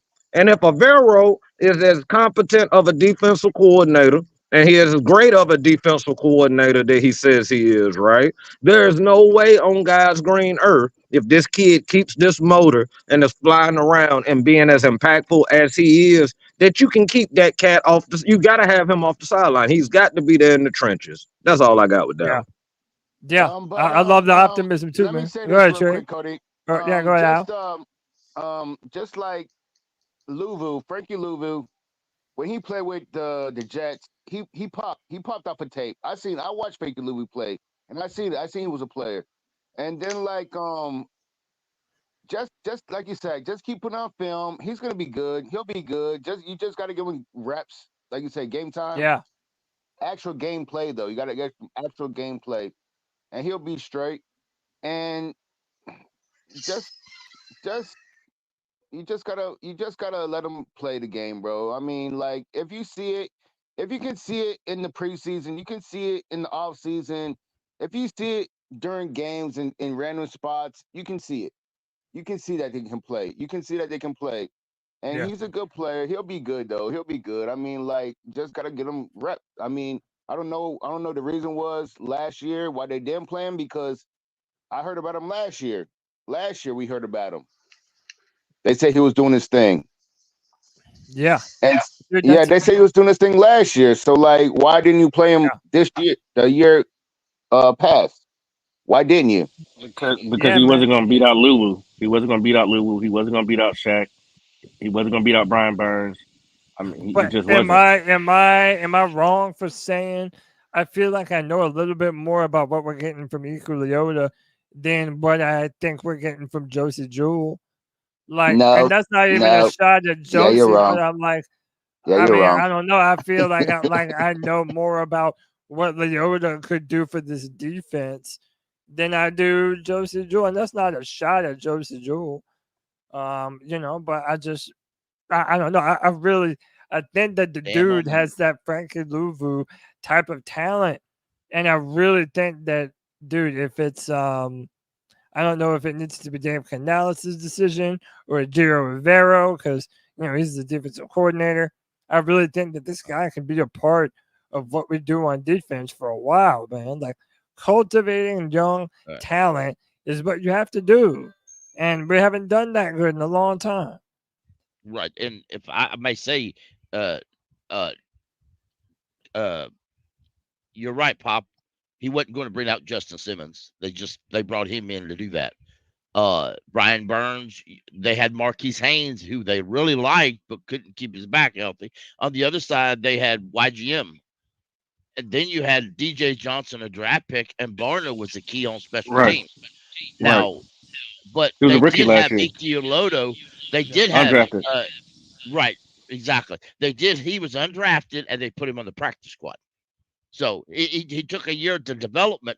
I think under Ivero, since Ivero's molded him for a full year, he may have an opportunity, because they're not. Canales is not key centered on the others Defense. involved. Yeah, he's Right. not worried about defense. He's not even making any decisions over there. That's all ever. I think he's possible. Clavon Chason, I know he was a free agent signing, but you could actually save a bunch of cap by cutting him. But why would we cut him? Why would we cut him, Pickle? Why would we cut him? Why would we cut him? Because he played. Let me answer that, Alf. Okay, because he played near a lot of the game Saturday, and nobody heard his name. Just like I actually thought he looked good. He played a lot, but playing a lot and not producing, and that position, it gets you cut. That's why Jacksonville never offered him a job, never offered him another contract. They didn't even offer him to stay. He worked his rookie contract out, and then he left. They didn't put a 50-year option on him. So, and I mean, he's not the best player. He's not the best player. Yeah, I'm not saying they will. Don't misunderstand that. I'm saying if Ickey Ekwonu performs in preseason better than Clavon Chason, and then you turn around and have DJ Johnson, who was a draft pick, and if he produces a little, because he was on the stat board yesterday too, he had a few good plays. Then you turn that around, it's a numbers game. Clavon Chason may just, and a lot of it has to do with the fact it's up to him. When a preseason game, he got to show up. He just can't wait for somebody else to do something for him. He got to show up. And right now, for Jacksonville and for one preseason game, and even in training camp, he's not showing up. He's just not. Well, I don't want to sound like the Clavon bandwagon, because I'm not. I thought he looked good last night. But the reason why I think he looked better is because Pickle, this is the first time he's actually been able to go back to what he played in college, and that was in the 3-4. Oh, that makes sense. He's been in the 4-3 the whole time with the Jaguars, and he just could not adjust. Just too light for he's an edge rusher. So he looked good, and they didn't even keep him out there that long because he put a lot of pressure on the quarterback, and I was like, wow, I see why they took him out the field because they're like, okay, he's gonna get to that quarterback eventually. Now I'm not saying that he's the guy, but we're talking about Eku Leota. Leota looks good. DJ Johnson, I think, looked worst out of the three, because DJ Johnson looks like he only wants to do a bull rush. If he finds a way to do an inside spin, it will help him. I need Eku Leota also to find another move. I don't know if he needs to.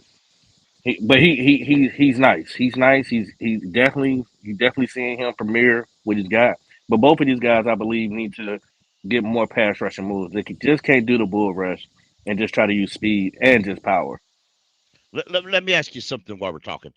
Do y'all feel that there's a possibility that they may just leave DJ Ekwonu on PUP and it'll turn around and go to IR?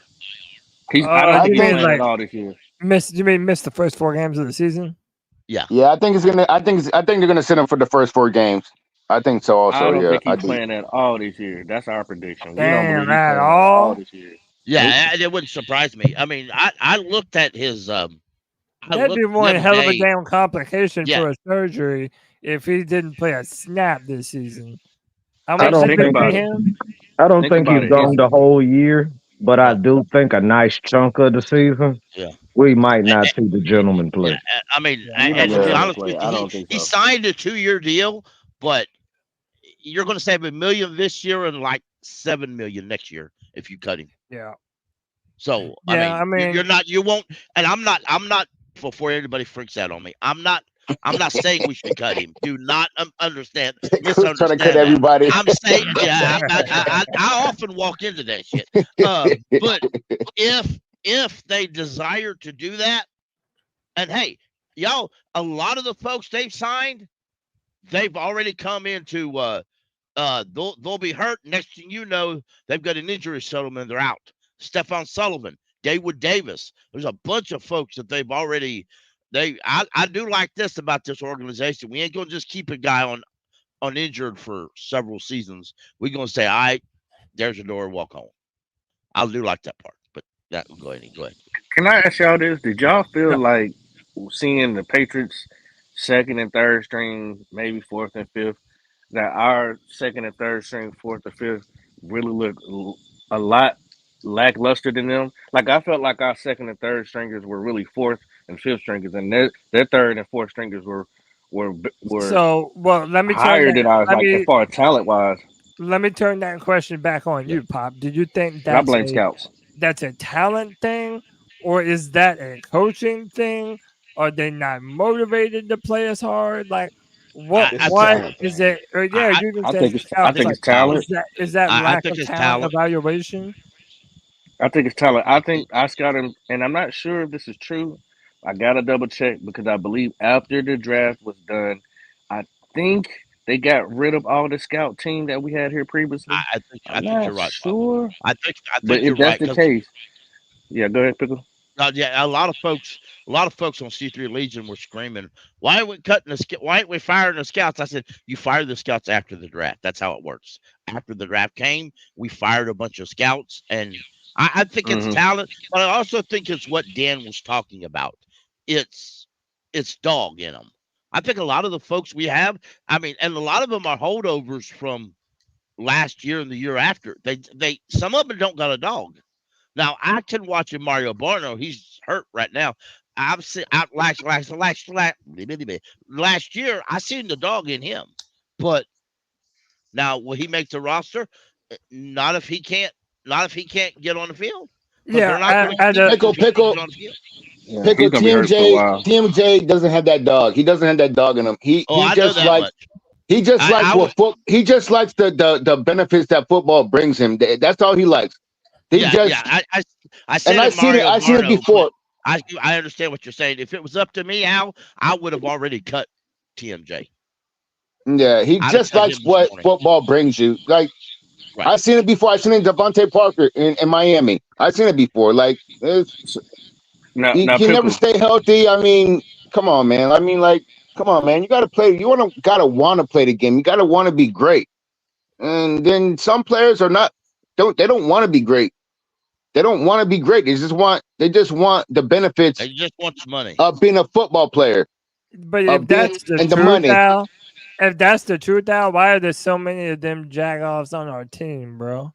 Like, why do we have so many dudes on this team? Well, that that's are what like, that's "Man, I that's don't Dan. care." Now that's Dan's job. That's Dan's job. Now that's Dan's job now, All Cody. right, but let me ask you all this. What's Dan gonna do? Hold on, wait, let me ask you all this. Is it possible for Dan to even fix that in one off season? No. Not one off season. Yes, but No, we're gonna no. need It's gonna take another 3 or year 4 seasons at least. for them to At continue least. to add to the roster. But Pickle, did you like Trevor? Did you like? Did you like Trevor Wallace last night? Because I did. Oh yes. I would. That I've been man ran relatively. from the middle of the I didn't field pay back attention to to the him in the corner draft, to stop a but touchdown. yes, I did like that. I did like him quite a bit. I enjoyed his energy. He had a lot of energy. Yeah, he did. He has those gonna be the type of guys that Dan brings in. Like it's gonna be more of those guys. He's not gonna fix in one off season though. I don't know that. We'll see. What Fitterer messed up in 3-4 years. Like he can't no, but he knows what not to do. He knows what not to do. He knows Dan's not gonna tolerate a bad defense, and I don't think Canales is gonna. And I don't think Canales is going to tolerate a bad offense. Not long Dan gotta term. earn my trust because he Dan offered. has Dan my ain't got to trust. earn nothing from me. Dan has my trust. Hey, but Okay. first he off, got my they trust. You sure about that? Hold on. Y'all sure about that? Fitterer's a baseball Hold player. on. Al, you sure about that? Because he just paid this man $7 million, and he was hurt before he got here. And he said publicly, you do not get. Yeah, you don't want to have injured players. Yeah. And you went out here and paid DJ Wanham, which you knew he was hurt before you got him because he got hurt at the end of the season. You knew he had to have surgery, and unfortunately, he got a box surgery, so he had to go back in it. So when you say you trust Dan, how do you trust Dan when he contradicts his own self? Because he made one mistake with one signing. The guy had an injury complication, bro. He went against his own philosophy, my man. He had an injury complication, bro.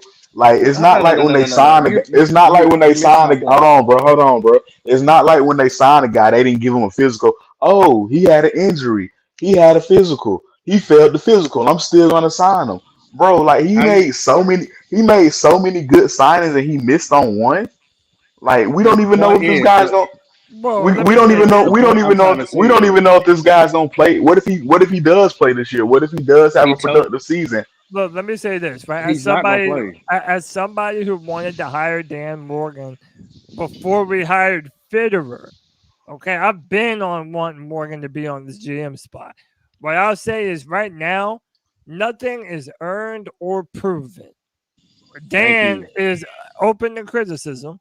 However, I still feel like right now it's too early to criticize, one, the draft picks he made, and two, the free agent signings that he made, because we have not seen anything, man. We are only one preseason game deep into the season, man. There's still so much more left to go. Hey, man, let me welcome some other folks into this conversation, man. First up from the 704 Charlotte Bound Show. You know him, you love him. It's my man, Twan. Twan, what up, dude? Keep it gangster, Cody. Keep it gangster. Man, Twan, what up, man? What up, Twan? Keep it gangster. I want to thank you, Cody. I want to thank you. I want to thank you, Cody. I want to thank you. Twan, I got 2 words for you. Twan, I got 2 words for you. Joe Milton. Yeah. I got 2 words for you. Fucked up. Hey, Twan, welcome to the Free For All, brother. Tell me what you thought about that. What did you think about that preseason game, man? Are you mad that the starters didn't play? What did you feel about the whole thing in general, man? I didn't give a shit about that preseason game.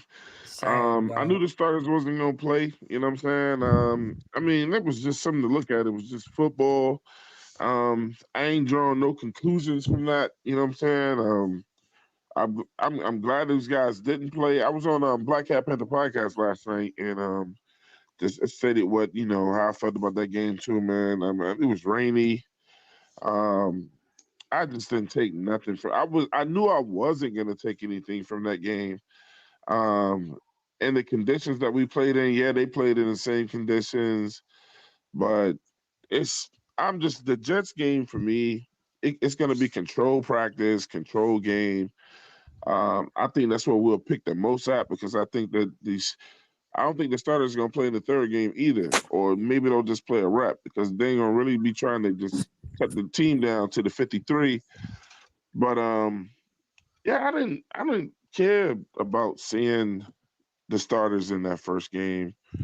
Although I know some people did, and I'm not saying they're wrong for wanting to. It's just me personally, I didn't really give a shit about that game. Why not? Explain why not. Why I didn't care about that game? Oh no, why you didn't? No, not the game. Why you didn't care about not seeing the starters? Why it's not that big of a deal to you? Because break it down. I mean, when you're listening to Canales and you're listening to Dan Morgan, Canales, when he in every interview, it sounds to me like he's telling you these guys are still not ready yet. You know what I'm saying? It's things he's still trying to figure out. And I don't, people we're gonna read in what we read into with Bryce, but he did make the statement. He said Bryce was looking good. He wasn't looking great. You know what I'm saying? One thing I love about Canales is he tells the truth, and we have to take it however the hell we want to take it. But he gonna tell us the truth. He ain't gonna butter nobody up and make us feel like our favorite player is doing great when he's not. And so you don't want to see. My bad, Twan. It was his decision, and if y'all gonna say y'all ride with them, then ride with him. You know what I'm saying? And he didn't want to see him play. You know what I'm saying? If he didn't want to see him play, I took that as he didn't think the dudes was ready yet. I feel like I've heard him say subtly in his interviews, these guys ain't ready yet. And then when they asked him about the state, he's like, look, they ain't gonna play, man. So when he said, so when will he be ready? He's gonna be ready. He's gonna be ready week 1 of the we have of the absolutely season. No idea because we ain't the coach and we ain't in practice. And Twan, let me ask you a question. Twan, don't you remember at the end of last year, or not the end, at the start of the preseason last year, when we did play Bryce for a considerable time, the offense didn't look good, and then everybody was panicking. And then we had to do this thing where, we're just running a vanilla offense. Oh, it's just preseason. This isn't the final thing. But are y'all going to tell me after last year that if Bryce wouldn't have played and if things didn't look good, that fans wouldn't be having the same concerns as last year? Like, pardon me for wanting to bypass all the unnecessary drama from the fan perspective. You know what I'm saying? Like, I believe I'll pass on that. But hey, man, I need to welcome a very special guest to the show. Haven't talked to this man in a long time. Happy to speak with him. It's my man, Big John from One Carolina. Cody, John, what's up, bro? brother? What's up? How have you been, my brother? Doing good. Man. How are you, man? I'm doing well, man. Blessed, man. I'm happy to be here, man. I still tap in with y'all and listen from time to time, man. But yeah, man. Man, I'm looking forward to getting back myself, man. I've been like super busy, but I hate that I haven't made time to do this, man. But I definitely been. No worries, brother. You're back now. That's all that matters, man. For Panther sure. football is upon us. Yes, indeed. I hear a lot of people that I'm familiar with on here. I hope that all of y'all are doing well. Yeah. What up, John? Long time. My bad, John. I passed out when I heard your voice because it's like, what the fuck? Like, that's John? Where's John? It's been like a year and a half since we talked to John. And John man. Well, John, now that we have you, man, let me ask you, what were your takeaways from the opening preseason game? And are you of the mindset that we made a mistake not playing Bryce and the rest of the starters in week 1 of the preseason? Well, first things first, I got to give a shout out to Eku Leota from the hometown Asheville, Yes, North Carolina. Now, we went to rival high schools, so I mean, it's only so much praise I'm going to give him, but I got to, give it up for him just because he's from the hometown. So, it was good to see him because, I mean, he contributed some last year, like in certain spots, just kind of due to injury, but to see that he's been really putting in the work, you can really tell just because he's from a finesse and just a strength perspective, he looks like a completely different player. But I see points on both sides with the whole playing versus not playing. I guess because when you look around the landscape of the league, like there's some players that, are playing that are extremely important, like Pat and Josh, and then, other places where you only see like one series. Like I heard, somebody make the Stroud argument, but this is the second preseason game for them, and he didn't play in the Hall of Fame game. So I think the same thing will probably happen with us, where, Bryce will probably start next game, and then the dress rehearsal will be, preseason number 3 against the Bills, and then, they get rolling after that. So I can see both sides. I would probably tend to lean more on the side of, not necessarily wanting to see them play. And the only reason I say that is because I think equally as people are talking about Dave Canales, I also think this is a kind of a shotgun test for Brad Isaac as well. Just kind of being able to, get plays called in and all that other kind of stuff, not having to worry about, people who have heard things one way or, all that kind of stuff. So, yeah, I think, like I said, I'm not one of those people that's like mad that people wanted them to play. But if it was me, I would lean on the side of what they did and just evaluating other talent. Just personally.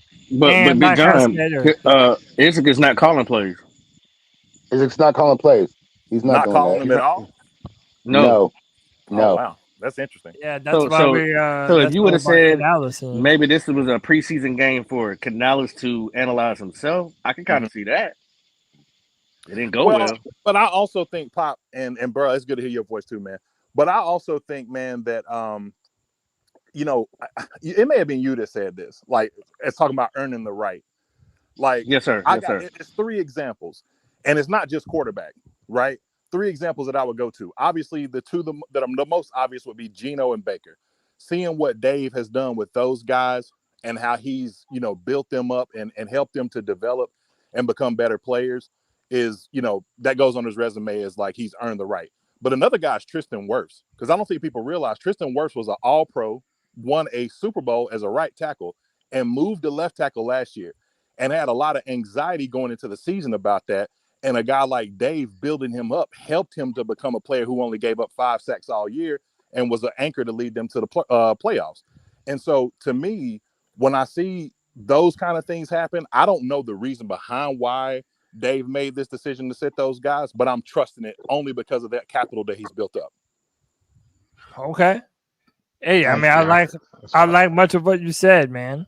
Go ahead, Trig, and then I have a great topic of discussion that we're all getting ready to throw down on, man. So y'all be prepared for this next one. Go ahead, Trig.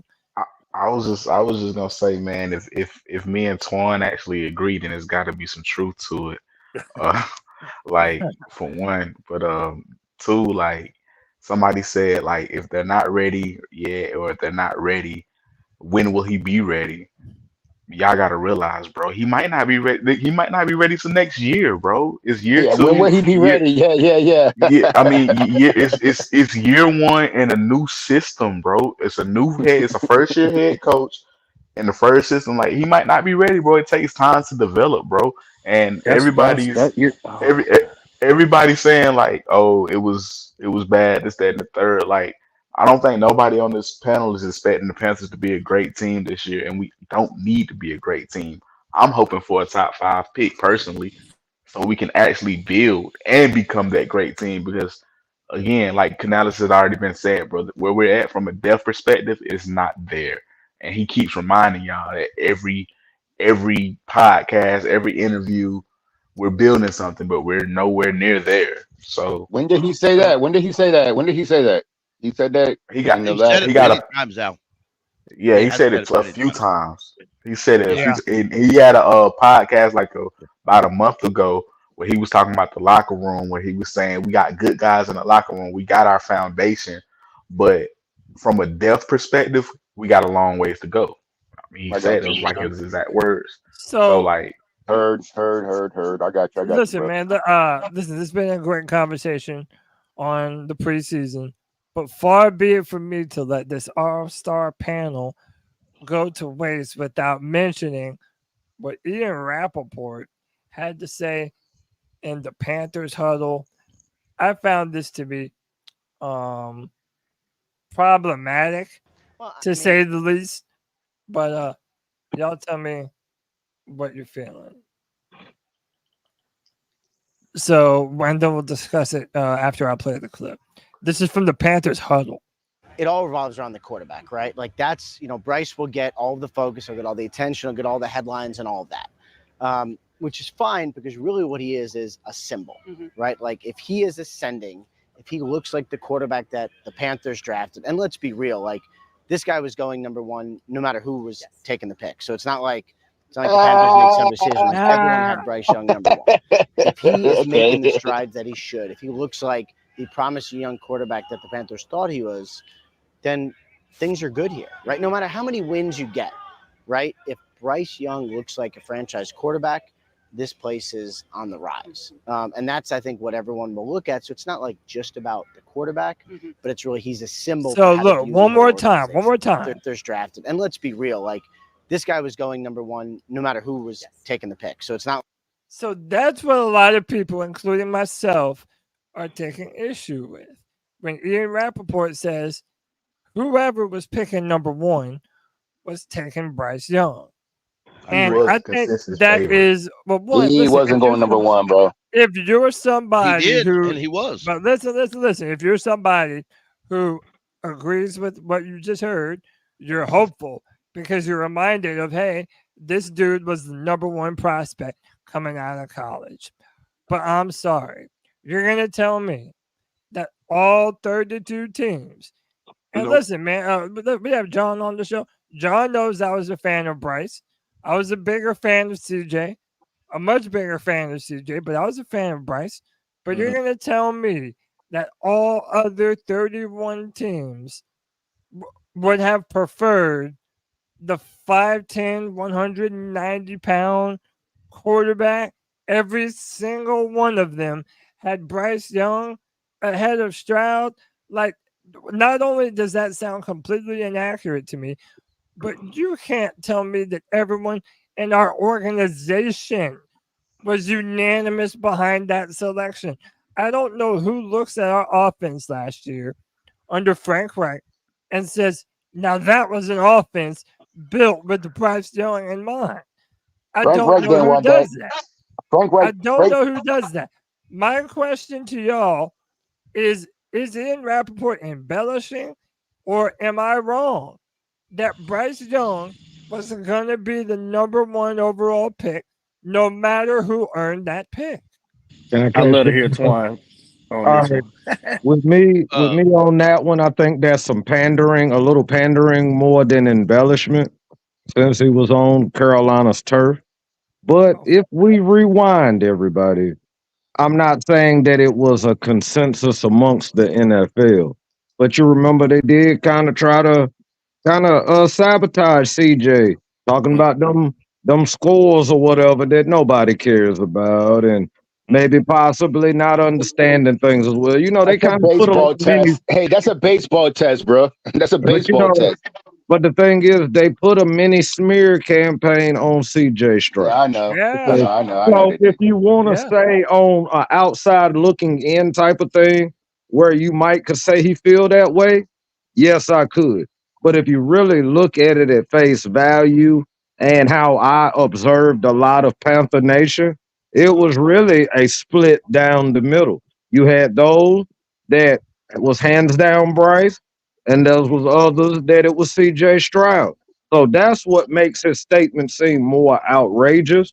But when I think about the smear campaign, the little mini smear campaign, and the different little reports they had, I can kind of see where he might have thought that. But I think a lot of what he was saying, too, was a lot of pandering to the Panther community since he was on the NFL Network in Charlotte, with Panther people. But, this all speculation with me. I don't, Cody, I don't think all 31 other teams had Bryce up top. I think a lot of teams didn't need a quarterback, and they didn't really pay attention to quarterback. Kansas City wasn't going to pay attention to who quarterback was. And if you had a great quarterback, I like Bills don't give a damn about quarterback that year. I mean, if you didn't care about quarterback, you didn't pay attention to it because you wasn't going to reach top anyway. Now, certain teams and going off the top of my head here, I'd say at the time we knew who the coach wanted. We knew the coach probably wouldn't have wanted Bryce, but they had no interest to go all the way to the top. We know that we wanted to go to the top. It was widely known. Everybody knew it. The Bears knew it. The Texans knew it. The media knew it. We knew it. The governor knew it. The mayor in Los Angeles, probably the king or the queen of England knew it. And that's a fact. Now, it was no secret. And we also know that the Texans preferred Bryce Young. That was widely popular reported. Yes. Now, contrary to what Texas fans want to tell you, and you're right, that S2 bullshit got in the way, and I said it earlier, replying to Keep Purring Ben on Twitter, that I personally believe, and I have no evidence, but I believe that that the head coach and the quarterback's coach wanted Stroud. And I believe Scott Fitterer and the OC wanted Bryce. And I believe that they both, all four of them, went to Tepper to convince Tepper to side with them. And Scott Fitterer won the argument. I felt Tepper wanted Bryce too. But this is my thing. All respect to Adam Schefter, but I'm not coming to you to ask you about vanilla ice cream. I'm going to Panther Pickle. Panther Pickle can tell me how to scout vanilla ice cream. So or Ian Rappaport, whatever your name is. I'm not going to Ian Rappaport to ask him where's the best vanilla ice cream. I'm going to Panther Pickle because I know Panther Pickle knows where the best vanilla ice cream is to find on this world.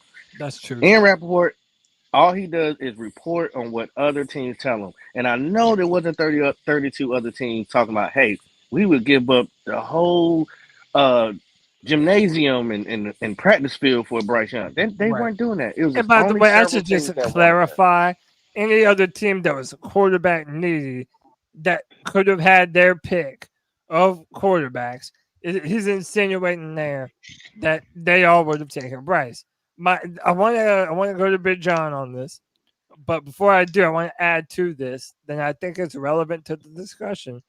Let's not pretend like David Tepper didn't do a whole press conference after Frank Reich was fired and went up and told the world that the original plan was they were moving up from number 8 to number 2 when they thought the Houston Texans were going to trade from 2 to 1 and the Bears were going to double dip and they were going to go down one more time.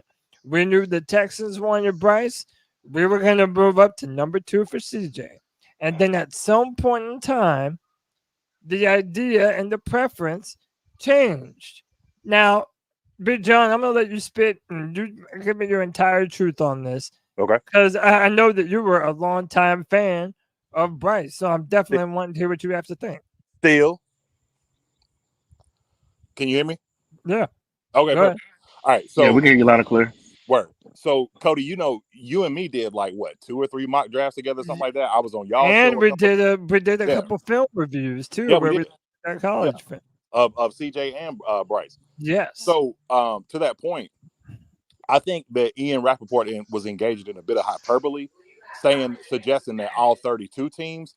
What I do believe is like Pop said, I don't think that there's teams down, from 10 and beyond that were willing to like give up picks or anything like that for Bryce. But if they were at the top of the draft and were quarterback needy, I do believe, because one thing with Ian, like he's having conversations with guys inside of front offices. So it was probably more like the consensus was, if they were doing like a poll or whatever like that the majority of people were looking at Bryce saying like, I like a lot of the traits, but a lot of the same things existed with both guys. Okay, we like the traits of Bryce, but he's too small. All right, we love CJ Stroud, but we only seen him move around and really get tested in one game against Georgia. You know what I'm saying? So like, but I do think that ultimately the consensus was leaning more towards Bryce. That was like a lot of people. The only person that it really wasn't was Mel Kiper, who was like on Will Levis, you know what I'm saying, or whatever. But for the most part, yeah, and it really came down to the fact that CJ had the whole Ohio State thing against him. And the fact that, like I said, a lot of his traits, you could see it all through his tape, but a lot of his traits showed up in that Georgia game to where you could really see who he was. But yeah, I mean, personally, and I'm not just saying this because of my, what I wanted, because obviously, I never heard that. I like Bryce Young, and I still think that he has the traits to become a solid quarterback, if not maybe even a potential great one, just depending on how things shape out for him as far as roster building and things like that is concerned. But really, the thing that you hit on, man, when you talked about David Tepper and the press conference and, name dropping CJ and all this other kind of stuff, it's like, man, I don't know about y'all, man, but like, and I ain't trying to change the subject, but that to me is the thing that is the biggest point of contention. Is just like, I don't know if we ever really gonna truly get it right, man, because you got a guy that has zero patience, like none. And if you look back historically at this team, patience is what helped us develop to get to 14, 15, and 17. That's what got us there. It didn't Hey, Big John, I'm happen. gonna throw you alley-oop. The man said, "Why stay at 3 when you can go up to 1?" Pop, it's nuts, bro. And like, because like I said, man, patience, bro. Cam came in, lit the world on fire. We were 6-10. You know what I'm saying? The next year we went 7-9. Then we finally started. We went 1-3 and ended up 12-4. But it was still patience. Jano, excellent corner. Man, he got benched this second season. You know what I'm saying? Like, it takes time to develop this stuff. But I think at the core of the patience has to be the guy at the very top of the organization. And he just hasn't shown to have that so far. Well, he's kind of been, in my opinion, in the corner so far this year, and I like that. Who, Tepper? Yes. Why did you say that though, Pickle? Why do you think he's in the corner? Because I some of the moves that they've done, I don't see Tepper doing. I got one for you, Tepper. Doing. I see more that Dan's doing. But at the same time, and I've said this before, and some people may not believe this, and that's okay. It's what their opinion is. In my opinion, I think Dan's the guy that's going to say, for example, Tepper tells him, "Here's what you need to do." I think Dan's the guy that's going to say, "Come over here behind this door here. Let me tell you that I'm the GM, and if you want to play GM, here's a job." Well, I don't know about that because when he was dealing with New York about the Brian Burns trade, he said I had to go talk to the owners before he can confirm the trade. Most GMs don't need to do that. They're going to go ahead and handle their business and get a better deal. And I think we could have got a better deal giving up Brian Burns. But let me just throw this in your ear one time. It could be a little conspiracy, but let's just see, right? So let's just say, damn, where I was about to go with this. Damn, I just lost it. Man, this was about to be great. Oh my god! I'm gonna come back with it. I personally believe the Den, and since you brought it up, I'll say a little. I remember watching all that involving Brian Burns. I think we got the best we could got. I think there's a lot of that conversation. We could have got 2 twos. We could have got 2 twos. I don't think they were never going to give up 2 twos. I think. Let's remember. The camera was. They had to pay him $29 million a year. Let's remember the camera was always there. That GM for the Giants knew that. He knew the camera. You don't think he's going to say, "Pause the camera just for a minute," or put up a finger, and then the camera gets paused? That's how that shit works. And then that way, I mean, a lot of that stuff he said was purposely done that way. A second and a fifth. I don't think that was a good deal. I think we could have got a second and a fourth, maybe a next year pick. Once we didn't get the first, once we didn't get the 2, once we didn't get seven, and he told him no on the 7th round pick. Once we didn't get to the first round from the Rams, that was already over. And that was passed. Yeah, and by the way, if you remember, hold on, Pickle. If you remember in Hard Knocks, there was a moment where Joe Shane and Dan Morgan are sitting there, and Dan Morgan's like, "Hey, you want to give me 2 points for Brian Burns?" Knowing that they was never gonna get that, man. That was a shot at Fitterer. Pop, before you go, I'm gonna say this just sidebar because y'all was talking about Burns. No, I'm not gonna go, but go ahead. No, I know you're not going away. I'm just saying before you go, because I heard you say you had your point that you was gonna make earlier. Conspiracy. But before you say that, like, just sidebar, man.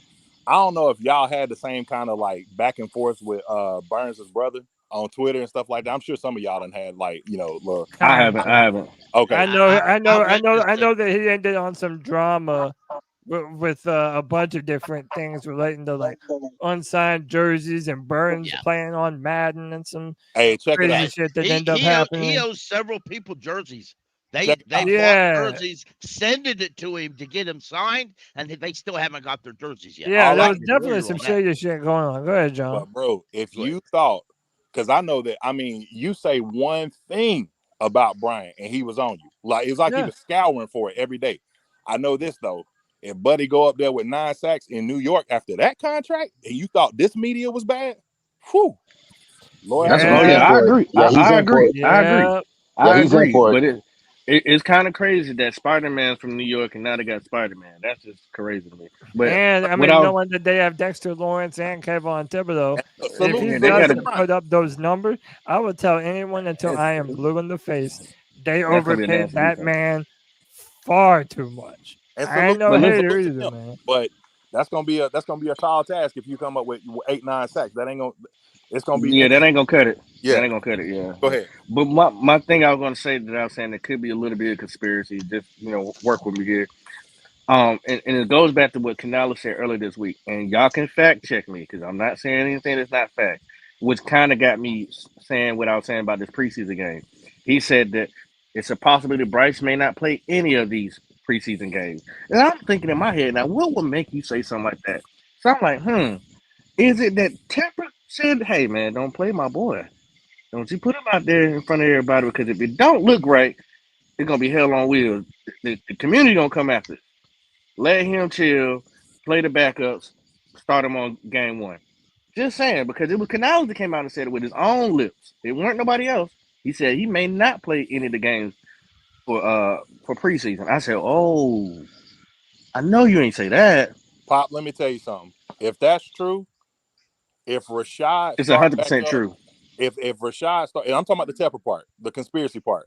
If that's true, if Rashad start back up to march on men, I'm gonna be holding the sign. I promise you. And then that's all of a sudden, that's where I kind of got like upset about, not upset, but I really focus on why wouldn't you start your starters, because he's a brand new coach. I'm not about to go out there and spill again. But when Canales said that, I was like, man, I bet you Tepper called down. I was like, hey man, don't start my boy in preseason. Don't put him out there until the game 1 against the Saints. Appreciate it, and hung up. That was I understand. I know what you're talking about. I know. I heard Canales say that too. Thank you, Pickle. Yeah, and I also, well, I'll mention this afterwards because he did say something about yesterday's game. There was a small pressure, and I thought it was odd. I'll just quickly say, Canales said, if y'all don't know this, he was asked about yesterday's game today, and he said the defense played hard. I'm glad they got some pressure. The boys covered good. There was some good tackling. That's all he said. He didn't mention nothing about the offense. Not one iota word about the offense. Today? I thought that was interesting. Yeah, it was either today or last night. Yeah. I know. Last night he did mention the offense. He mentioned how they didn't execute at all. He was kind of critical, and it's kind of like the first time I heard him be critical. He said he was really disappointed in how he's like, we just didn't execute. And he also mentioned how we had 9 penalties to their 6. Well, he did mention the penalties. Well, hey, real quick, let me get Twan Don in on the conversation, and then I'm gonna go to Cole. Twan, jump in on that convo, man. The original notion that Rappaport was saying that anybody and everybody were taking Bryce Young if they had the pick. Did you agree with that assessment? I think he was just talking about teams that were quarterback needy. Yeah, I don't think he even meant all 32 teams. He was only talking about the teams that were in range to get Bryce Young.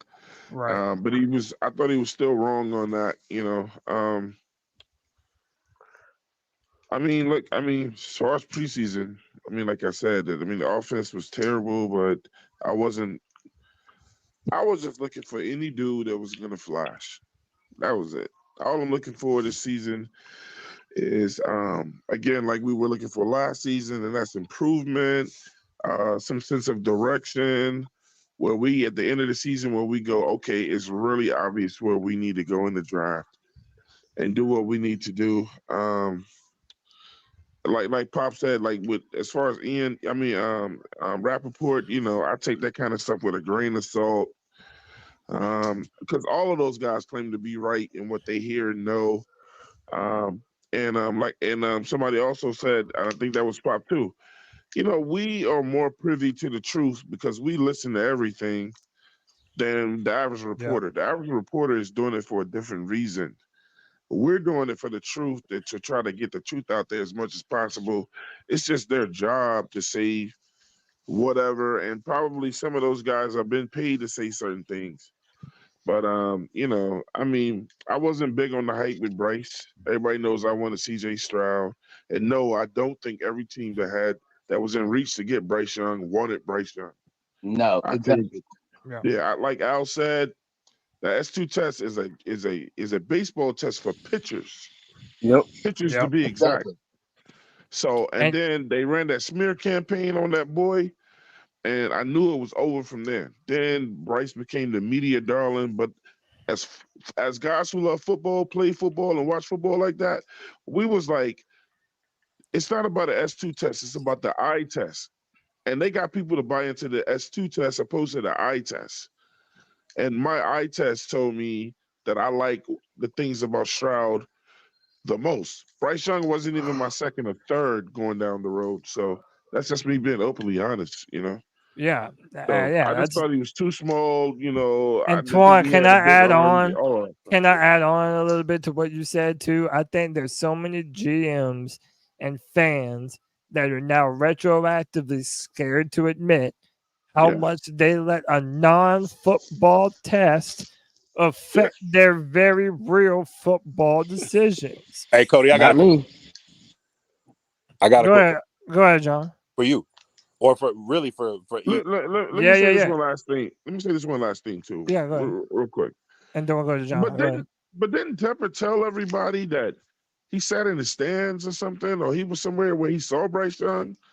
And he went to the Super Bowl party, and he approached him. No, he went to the Super Bowl party. After the game, he walked up to Bryce. He said, "Bryce, we taking a quarterback."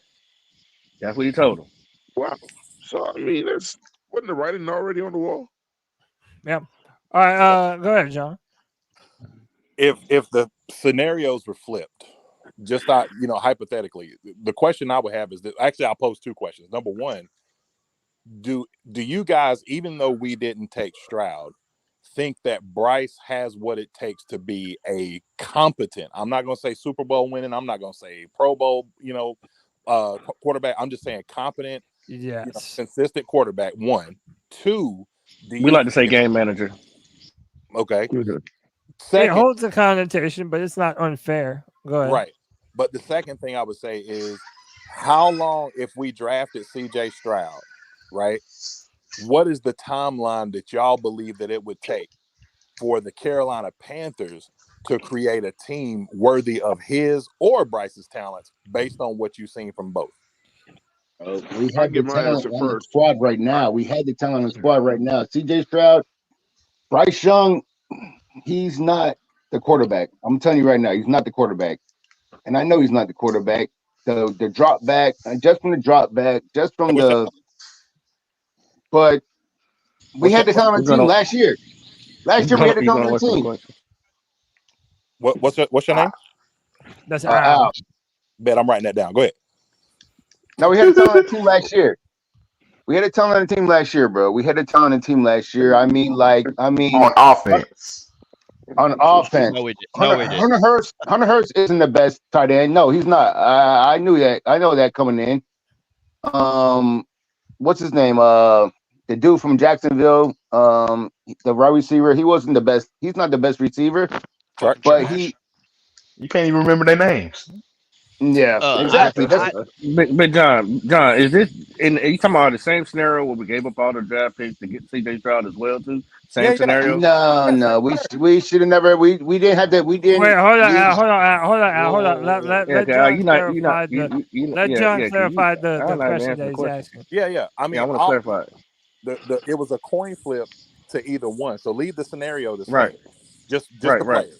Just swap the players. So us losing DJ Moore, Brian Burns. Mm-hmm.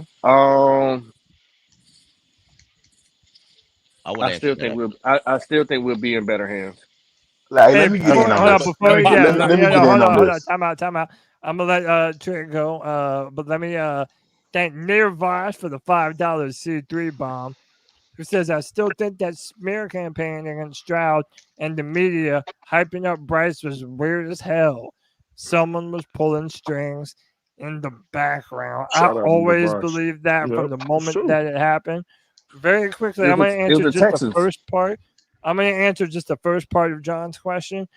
I still maintain and believe that Bryce Young can be a successful quarterback. I'm going to be real. I don't necessarily believe he has what it takes to be a top 10 quarterback. Now, I am more than happy to be wrong about that. But I compare Bryce to Tua Tagovailoa and even Brock Purdy over there in San Fran. You can't do that. I believe Don't do Bryce that. Don't do that. can 100% Those are way better quarterbacks. Don't do that. Be just as good as either of those two. Go ahead, John. Go ahead with the rest of the question. Or no, finish the rest of your question. Then I'm gonna let Trick. Yeah. Damn, I ain't even get to finish. What? No, I'm gonna let you finish. But I'm just saying something to what Cody just said. Like I'm gonna frame up something for y'all, and then I want you to go ahead and finish as well, right?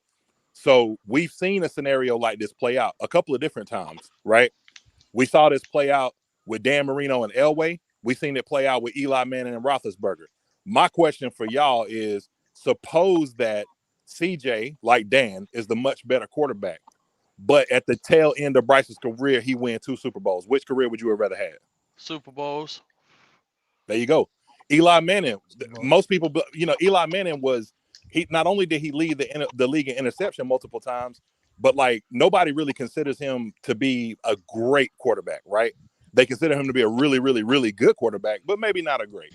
But him and Roethlisberger ended up having the same amount of trophies at the end of it all. So to me, are we really because one of the arguments that I always hear is because I feel like we still got Cam Newton brain. Because people be like, man, he ain't a guy that can carry the squad. Man, trust me when I tell you, if we'd have done what we doing for Bryce for Cam, oh my gosh, it would have been crazy. As far as that's the problem. That's the problem. But John, that's the problem. We haven't done none of these things like we should have done for Cam. Yeah, but so when you have done and use Bryce as an example for what we didn't do though. Go ahead, my bad. Yo, no, I hear you. I hear you. Go ahead. I told stretch. Yeah, hold on, wait. I told Trigger that he can go. Then I'm gonna go. My bad, Cody. Yeah, then I'll go Twan. Go ahead, Trigger. Man, all right. So when the draft process was going on, me being the Clemson guy, I was looking for every reason to hate Bryce, bro. I was preferring CJ until the pro day. And Smitty was breaking down why he felt like Bryce was number 1. So what I did was I went back and watched all the CJ Stroud games. I watched all the Bryce games. The more I watched Bryce, the more I understood why he was the number 1 consensus guy. Not saying like what Rappaport said, like all 32 teams would have taken him, but I feel like all teams that were quarterback needy would have taken him. Canales said they did they scouting and they had Bryce number 1 too. He could just be blowing smoke, or they could have actually evaluated Bryce as number 1. Do I think he can develop to a top 10 quarterback? Absolutely. Do I think his ceiling is higher than Brock Purdy and Tua Tagovailoa's? Absolutely. But it's going to take time. It's definitely going to take time. It's not just going to happen in the year 1, year 2. And like my guy was just saying, I've seen this before, specifically with this franchise. I remember questions about Cam being a franchise quarterback, which I thought was crazy at the time, even after he had a great rookie year. I remember just a couple years ago, people were really trying to say Derrick Brown is a bust. just because he doesn't have outstanding sack numbers. I've seen this with this franchise before. So no, like I believe in Bryce. I believe, like I was saying a couple of weeks ago on this podcast, this isn't a make or break year for him. I don't believe that. I believe it's a make or break year for Ickey. I believe it's a make or break year for JC. But I don't believe no quarterback that we traded up and gave all these assets up for has 2 years to prove himself. Not buying that. Now, I didn't really So, care. I didn't really care. Like I didn't think Bryce was bad when we got him, but I felt like us trading up to get him set us way back. And I felt like Fitterer selling us these false dreams that we're one quarterback away, and the fan base really running with it was crazy. I felt like with DJ Moore, a healthy O line, keeping Devontae Foreman, maybe we would have been one quarterback away. But when you lose your rusher, you lose your number one receiver. We knew we would start without Christensen and Corbett. When you lose two starters on O line, you lose your receiver, you lose your running back. Then no, you're not just a quarterback away. We were in no position to trade up, but we did anyway, and it set us back. And that would have been the case whether we got CJ, Bryce, or Richardson, or Levis. It ain't matter who we got. That's how I felt. But like, nah, man, Bryce, I ain't buying the Bryce hype. And y'all saying if we had a did this for Cam, if we had a did this, bro, we've never been a franchise that builds up an offense ever. We've always been a Thank you, but you said you seen it before. You can't I contradict said, yourself. man, bro, did you not hear what I said? I literally broke it down. I said, I've seen this fan base before, as in questioning talent. We don't see talent until they break out. Like my guy said, Norman got benched and became an all pro corner. People was just questioning whether Burns was a bust. It took him breaking the NFL record for him to get his respect. I'm glad It you took clarified that. Cam. Now It I took hear what you're saying. I mean, it took Cam going 15-1 to silence the critics, and he still had critics after that. He got paid, and people were saying he didn't even deserve the money. Like, really, like I got a question for John after Twan goes. I got a question for Big John after Twan Yeah, goes. so let me say this. I will disagree with Trey. I agree with most of what you said, but I disagree with the notion that if the Panthers, let's just say we have as bad a season as last year, I'm not so confident that we're just granting Bryce Young year 3, or at least not bringing in another veteran to really compete in that job with him. Because especially if you're staring down another top 5 pick, and I know it's they say it's not a good quarterback draft, but they say that, and then all of a sudden the Joe Burrow will come out of nowhere. You just don't know what player is going to be available. So if the You just don't know what Tepper gonna do.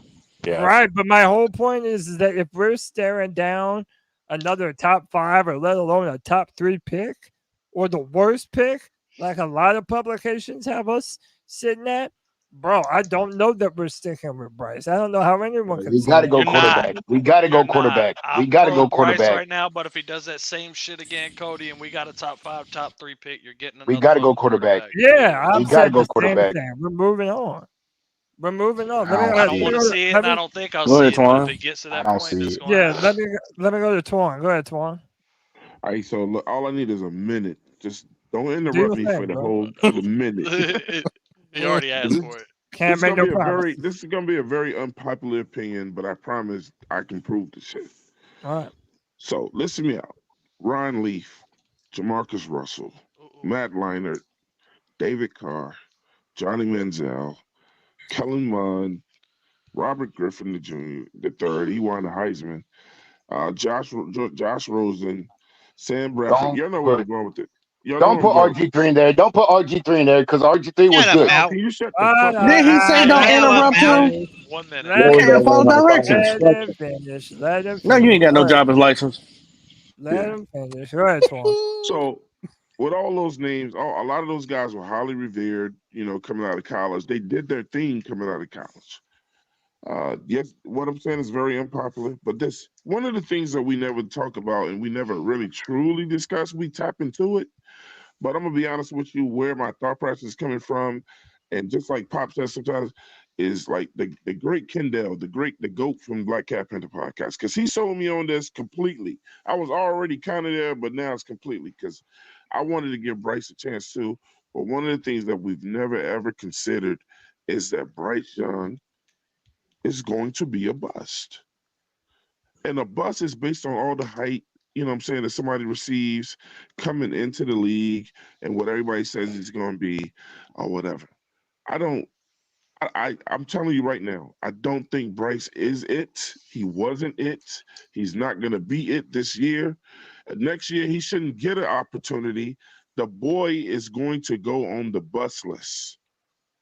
He's not who people who love him think he is. And it don't matter what team he's on. It's not going to change the situation. It's not going to change his abilities unless he's just on a team that's surrounded by talent like San Francisco. That's the only way. Outside of that, this boy is a bust. That's what he's going to be. I know it's unpopular, but that's just truly how I feel. And a lot of people feel that way. It's not to be mad and we ain't trying to put shade on this young man. It's just he ain't got it. And that's hard for some people to swallow. He ain't got it. He don't got it. He don't got it. And I feel the same way. He don't got it. He don't got it. Would anybody like to rebuttal? I would love to. What Twan just said? Go ahead, John. Here we go. Here we go. This is what I signed up for. Pop said that he had. I just want to say this first, and then I'm gonna let Pop say, because Pop said he had a question that he wanted to go after Twan, and I want to be respectful of the platform. And hey, I got to tell y'all real quick on some sentimental stuff, man. I really miss talking to y'all guys. I miss y'all guys, man. We miss you, You're a man. good dude, John. For way Man, back. it's great having you Welcome back back. on the pod, brother. Man, I wish he would stay and other people leave. But anyway, that's a sidebar. Go ahead, Big John. They've been talking trash in the comments too. I don't even care. But look, check it out, Twan. I have look, if Bryce turned out to be what you say, I'm aware that I was, Team Bryce very proudly. But like Monty from the 4-Man Rush said, if that boy turned out to be what I think he can be, I'm gonna be insufferable. Me too. Okay with that. Go ahead, Pop. Man, I thought you were gonna go longer than that, man. I wanted to hear some. Twan, you want to rebuttal that? I'd like to say something. No, I'm not Yeah, gonna go ahead, rebuttal it Pickle. because Yeah, go ahead. the biggest Go ahead, Pickle. the biggest word that they use is if. Yeah. And we don't know what these guys are going to be, and a lot of quarterbacks in the past have failed because of incompetent coaching. And if you say that's a false, then That's a you need to fact. do better research. I'm not saying and let me start off by saying, and Cody knows this, I never started out being a Bryce fan. I started out being a CJ Stroud. I started out being a fan and not trading up, period, because I didn't like none of them. Big Taylor. And I figured, No. You like that we'll quarterback just from make- Tennessee. Stop the cap. No, Pickle. okay. You wanna Okay, hit I the did hooker. like him. Yeah, but I got was your also- ass. Shut the hell up. All right, Buttercup. Go ahead, Pickle. Now, I did like him, but I also knew he wouldn't be a first-round pick, and they damn sure wouldn't take. They didn't have a second-round pick to take, so I kind of he was always a guy I wanted, but we wasn't gonna get him anyway in any way for him. But all that being said, I wanted to stay at 9 and take the best available player, and if we would have done that, we would have had the best defensive player in that draft. That's Carter. my personal opinion. Jalen Now, Carter? that being said, Yeah, Carter. yeah. Now that being doubt with said, that. that being said, we traded up. When we traded up, I said, all right, if we're gonna have to take a damn fucking quarterback, let me figure out which one I like for my reasons. And I didn't want a running quarterback like I thought Anthony Richardson was. I didn't want a short, scrawny quarterback that was going to get hurt a lot like I thought Bryce was. I wanted the other guy. I didn't like the fact that he wasn't that mobile, but I thought he's a little bit mobile in one game. Maybe we could develop or something. So I thought I'd go with Stroud. Stroud was my guy after that. Now, let me finish. Al, please let me finish. Got you. I got you, bro. Go ahead. My bad, bro. Now, and if folks that have been on this chat long enough understand, I had a lot of heated, screaming matches with Mr. G Baby over Bryce Young. Now, That's a fact too. Now, but when we drafted Bryce Young, I said, all right, he's our quarterback. That's what I'm going to cheer for. Ever since then, I feel like I have to defend him every left and right. So, in my opinion, if he's successful, I'm going to sit back, eat my popcorn, and enjoy the roasting that Monty and John and Trigg is going to give everybody. And I'm going to enjoy it, and I'm going to eat it up. If he's not the guy, I'm going to say next, let's move on. And we're going to eat it up the other way, too, when everybody who was on Team CJ and I'm going to grab my popcorn and enjoy it. I told you so. All right, man. Hey, listen, we need to. But one thing I'll say this. Okay. And I said this the other day on Legion, and Cody, don't kick me out for this. If Cody likes a player, you can damn sure bet they probably will suck. Because that's just a fact. He liked. Damn, y'all, what happened to Pickle? He kicked him out. I don't even know what happened to Pickle, man. Like, damn, she must have had a connection issue. Hey, man, Streamyard must be acting up on some shit, man. I don't even know what happened. Damn, man. Well, anyway, moving on, I guess. Let me welcome Noah to the Friday free-for-all. Noah, how are you, brother? I'm doing good. How you doing, Cody? Doing good, man. I hadn't talked to you in a long time, bro. How you been, man? I've been good. I was just Noah listening. got some bass in his voice. Yeah, man. Noah growing up, matured man. a little bit, didn't you? Yo, shout out to Noah, man. Yeah, talk your stuff, Noah. Yeah, I was just listening to like what y'all was saying about Bryce Young. I was like, I can't let these people talk about my boy Bryce like that. Let's go. Tell him. Cause like, Noah, you gotta look at it like this. Bryce, what happened last year, that is not Bryce's fault. That is not Bryce's fault at all. It's Tepper, our old GM fault, is their fault. What happened to Bryce? What, for picking him? No, not for picking him. Look Okay, at all the things they basically set him up for failure. Look at our O-line. Our O-line was complete. Our O-line was complete horrible last year. How do you suspect? Cause I was watching Cam Newton, I think 4th and 1, and Cam brought up a good point. How do you suspect Bryce Young to throw the ball when he had 7 dudes around him? See, what Cam should have did was ask himself, how did he do it? But look at our O-line back then. Look at our O-line back then, but now. Cam never had no O-line. Well, hold up. Cam Newton did have a couple of years of Jordan Gross. He had Ryan Khalil for a time. That was about it. He had Andrew Norwell. He had Trey Turner for a bit. Yeah, Andrew Norwell 1 year. Sounds like some Pro Bowlers. Trey Turner was all right for a time, y'all. Right now. But they wasn't all on 2015 team when he have none of them dudes. Right. No, you're right. Norwell was on 2015. Rimmers was down there. Rimmers was fucking around down there. He let everybody through. Yeah, they all didn't play together. So you talking about experience? Those guys came later that you name it. Yeah, you're talking about time when we had spurts of one good player here, and then that person left, and he had a spurt of a good player here, and that person left, and they weren't all combined together. So that's what I'm saying to the young man Noah. When Cam asked that, and I will tell you, please go back and watch the interview with him and TD because they talk about Bryce Young and watch how Cam Newton's face looks when they talk about Bryce Young. He gives off some very good body language. You got to pay attention to because Cam never have a top 10 offensive line. He had the bottom of the barrel. Cam also said we should draft Bryce over CJ too. Let's not forget that. He did say that. He did say that. He absolutely did. He absolutely did say that. But can CJ survive in the same O-line though? Absolutely. Well, but not. you know what? But hold up. Year. But so I'll answer Noah and John with that because people do this thing where, all right, put CJ on the Panthers team. Is CJ the offensive rookie of the year? No, probably not. But I'm not going to lie to you. I think there's a lot of underthrows that I did see last year that would not have been underthrown or would have been on the money if it was CJ Stroud. Now, that's my humble opinion. I'm of the mindset that I think Bryce can still be a damn good quarterback. But this year is far more important than a lot of the Bryce fans are making it out to be. I really do believe that even this year, it could be a do or die year for Bryce Young in I Carolina. agree.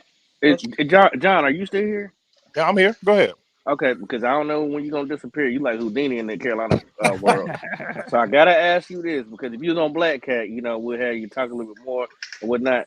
And please show up whenever you get a chance. But I gotta ask you, what is your prediction of the record this year? The record, the schedule's out there.